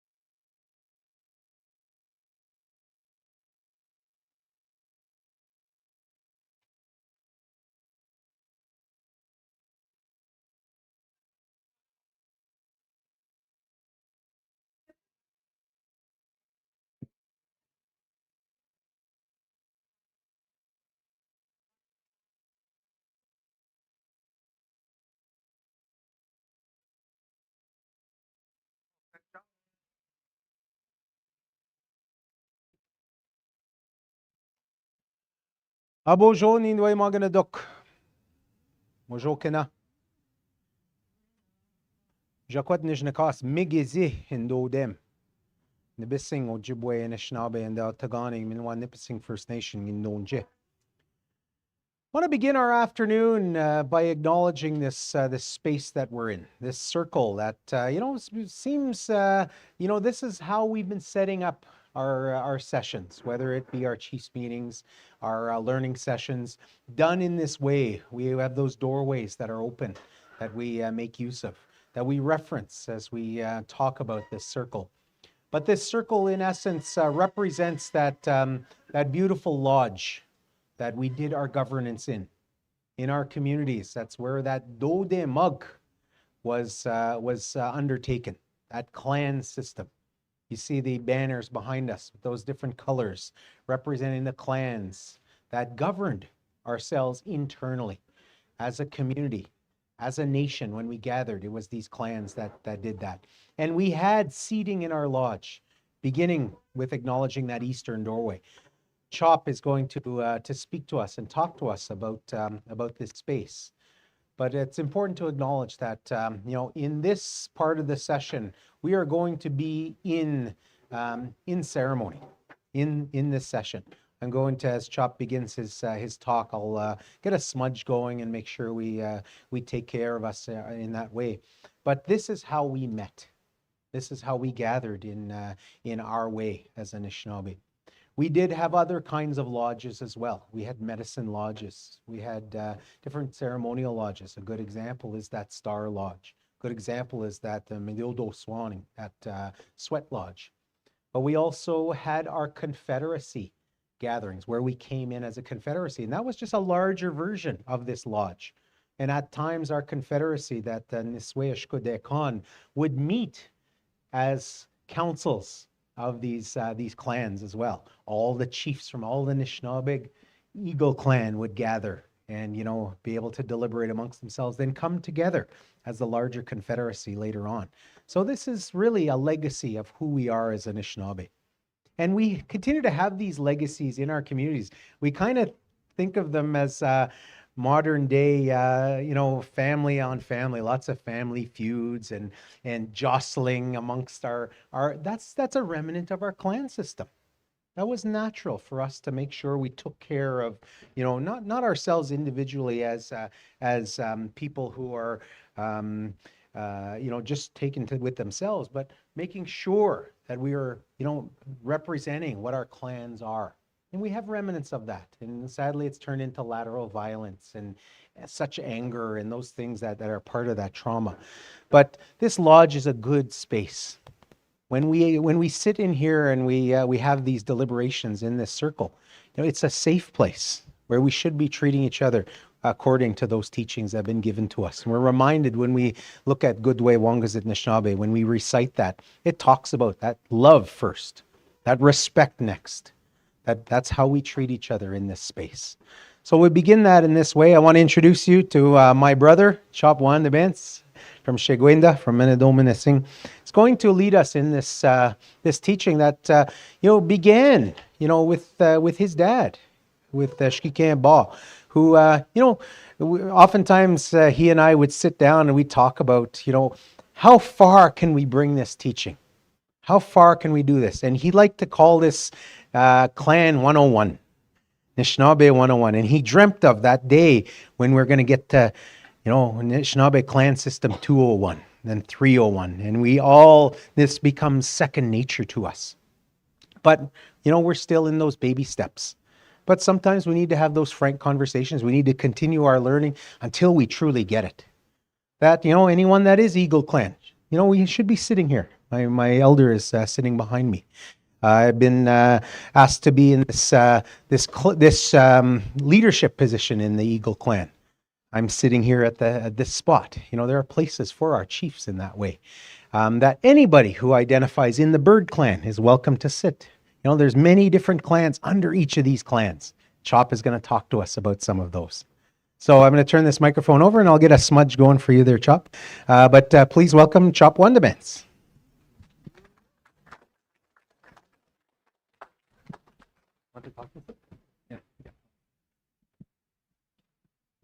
Hani bojo, kwe sego wache tonse.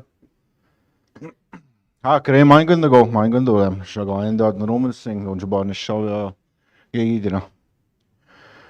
Ha chimgoch kamach tayeng miosh mino business do shik bumpy. Mongi etago na do remok. Ha pjiko nishin nishabe. It's very good to see each and every one of you again. I want to welcome you to all here on this beautiful area. Chimigwech for allowing me to come here and share what little I really know about what we're going to be talking about here, our Doromok. There's so many things that we can share, and then there's so many things that we can't. Especially in this setting. I said this before, there's usually when we share these things, we have our Shkore Khan in front of us, because we have to make sure that the ones on the other side that have already gone home are sitting there listening as well. We have to make sure that they're present. Our elements have to be present, all of them. Not just one. My name is Chop Wandabents. I'm from Shegwenda First Nation. I've been learning my language, my culture, since I was my son's age.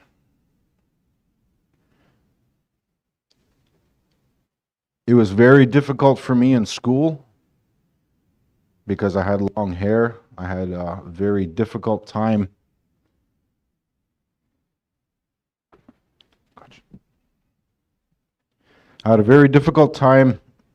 in school. It felt like a residential school to me because my hair was cut. I was beaten almost every other day. Didn't have too many friends growing up. fortunately enough that I have my Ogama here from my community. I want to say bonjour. Welcome. So happy that you're here. And I grew up with him.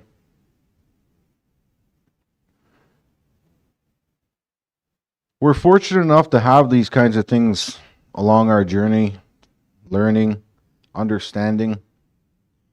I heard a little bit about this morning about forgiveness.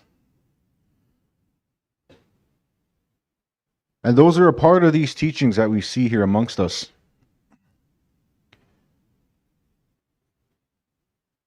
The symbols that you see on these banners, they change from area to area. You go out west, you'll see a buffalo. You'll see a buffalo in replace of our Washkish.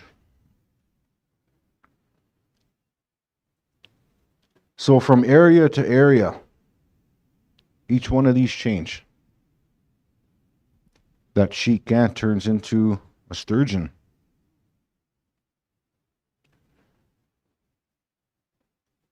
A long time ago, my dad and I were sitting down, and he would always scold me. He would always scold me. Because I would forget something very, very important that he was sharing with me. But he would correct me, he would explain to me, don't forget this, don't forget this, you know, and he's not with us here anymore. But I know he comes and checks from time to time. He comes over and visits me. He visited last night in the lodge, and he wasn't too happy.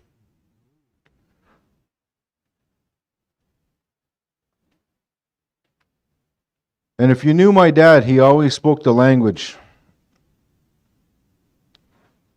And he would always tell me, he'd always get really mad at me because I was always afraid to speak, because in school I was teased, I was beaten up, you know, so many times, but I learned to just keep my mouth shut. So I did.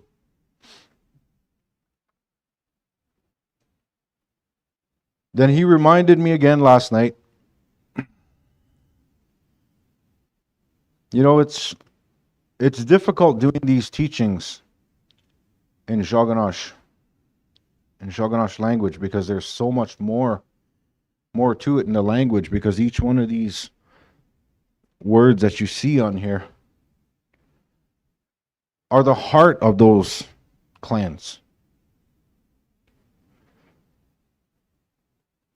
I'm very biased when it comes to these clan teachings. Very biased. I'm from the Wolf clan, that's why. My clan sits underneath that bear. What we're going to talk about in this short amount of time, I don't know how far we're going to get. I'll try do as many as I can, but keep them very brief as possible.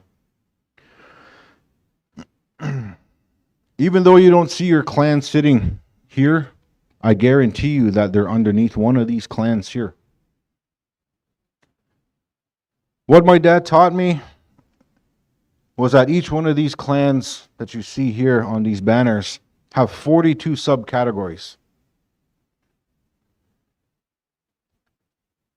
But also, there's 42 subcategories of our grandfather teachings that we have. The Chinakanagewan, the preamble says that. Those were just the fundamental teachings that we have, are those 7 grandfather teachings. A lot of people contest to that until I have to prove it. And sometimes proving it isn't the best thing, because they tend to get mad after. But that's the only way people will learn. And as we all know, the truth hurts sometimes. The truth hurts very, very much so. But we still have to say it.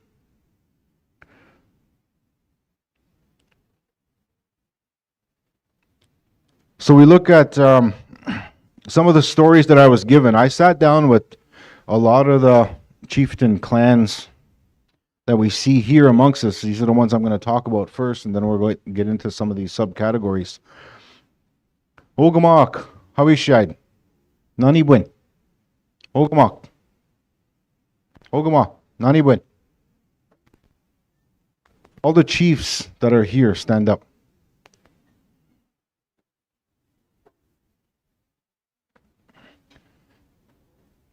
All the chiefs of your communities in the political world, put your hands up.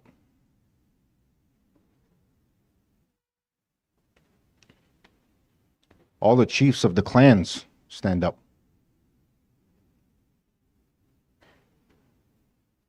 When these are appointed, we have chiefs amongst each one of these clans, and we want to acknowledge them as well. Miigwech.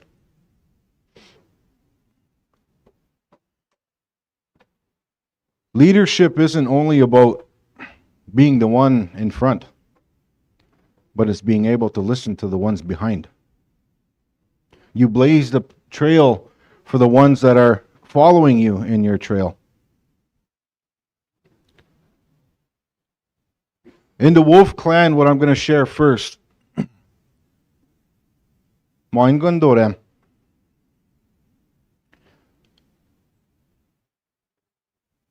There's many ceremonies that coincide. In the Wolf clan, our ceremonies begin in January. Can anybody say why we begin in January?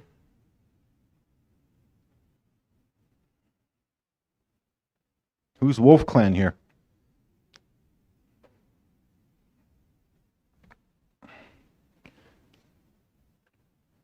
Then allow me, Bonjour.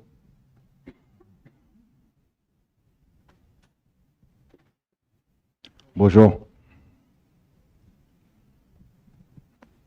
This is family.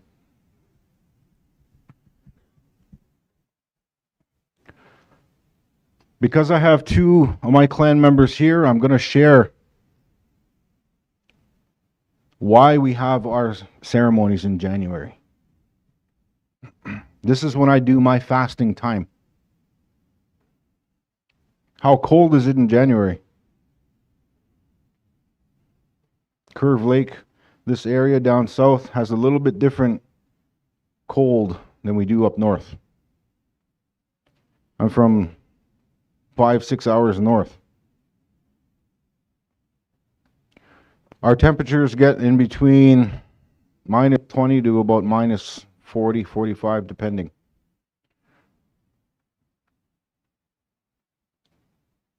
My teachers that I had growing up, my dad would always encourage me to go and listen to other people, share with other people.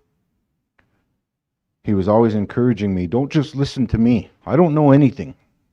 And I'm sure that you guys heard that from him himself. I don't know anything.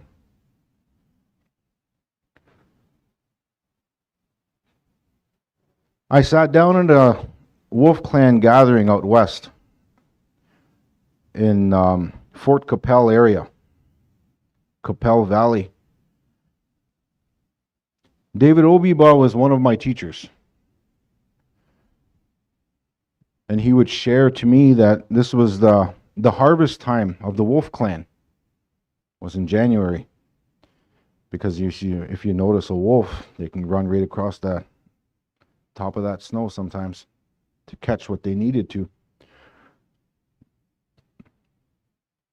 I'm a hunter, I'm a harvester, but that wasn't only a part of the Wolf Clan. I have my pup sitting right there.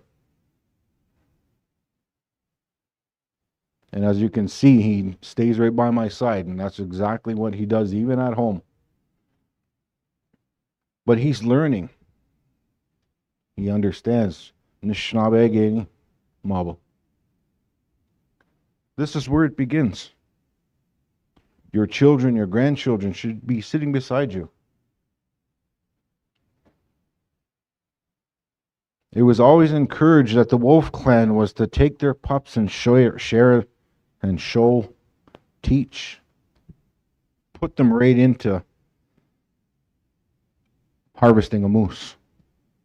Me and this guy harvested a moose on the side of a highway just this past year. He was holding the leg. Small as he was. He held his ground though. And that's what's important. And he remembers that.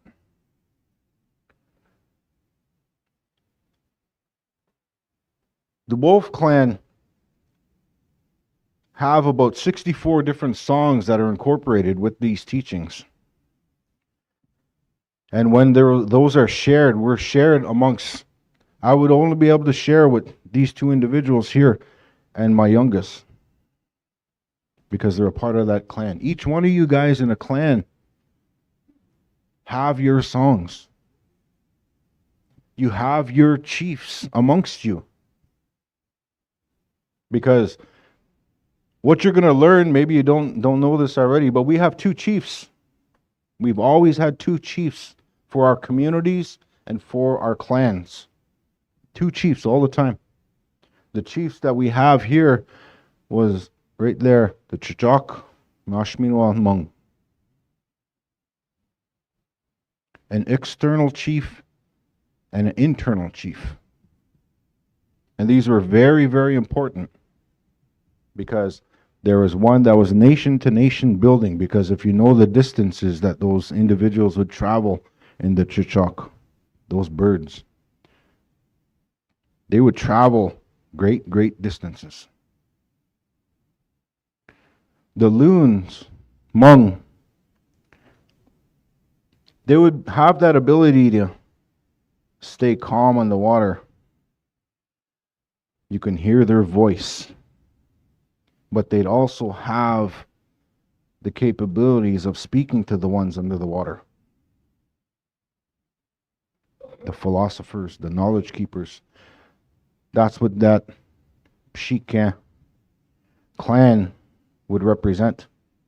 The philosophers. When there's ever any issue that one of our chiefs couldn't resolve, they would go to them and they would ask them. Each one of our clans have a very, very specific purpose. Whose clan isn't here sitting amongst these right now? Whose clan isn't there? Put your hand up. Everybody in the Deer clan? Put your hands up. Who's sitting in the Deer clan? Who's Deer clan in here? Anybody? What clan are you?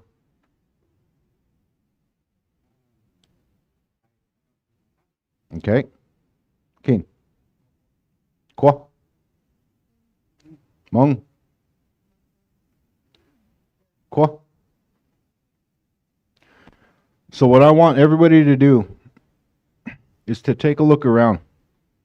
My partner, she asked me just a few moments ago, where do I sit? My clan's not here. Just because your clan isn't here, it doesn't mean you're not important. It has nothing to do with it. Your clan is important as the ones on these symbols. The Otter clan sits underneath the Marten. The Marten have the capabilities and the knowledge to speak to those other individuals. The Beaver would sit there as well. Each one of these clans that we have a specific purpose in these clans, in governance. This is Chinookanagewin. Deben jige gisan Anishinaabe Eking. Munashia. My Nitais explained that earlier. Deben jige Kimina Gwana, Dedabinwe, we now gonna win the win. The Creator gave us sovereignty to govern ourselves. And this is exactly what it is. My dad drilled that into my head from when this preamble was born. That is the most important thing in that preamble, he would always tell me continuously. And what we're talking about now is the last part of it. Kiawe Jwebok. Meanwhile, Nungo Megwa Jwebok. Meanwhile, Kiawe Wan Jwebok. The past, the present, and the future. What is the future of our clans if we're not going to pass these teachings down? The things that I know about my clan, it's for my clan, not any of yours. I am not an expert on the clans, but I've been given teachings for each one of them to share amongst people who are wanting to listen. Even you guys in the Zoom world over there, I'm talking to you too. I keep forgetting about you guys over there. It's okay, your clans are here too. Maybe we'll send you a smoke signal over there in the shape of an eagle or something. Bob can whip that up. All these things that we share inside these circles, these are only the basics. Everything that you're going to hear from me, you guys already know. I don't know anything. I'm only going to reawaken what's already there. This is what we have, what we call our blood memory.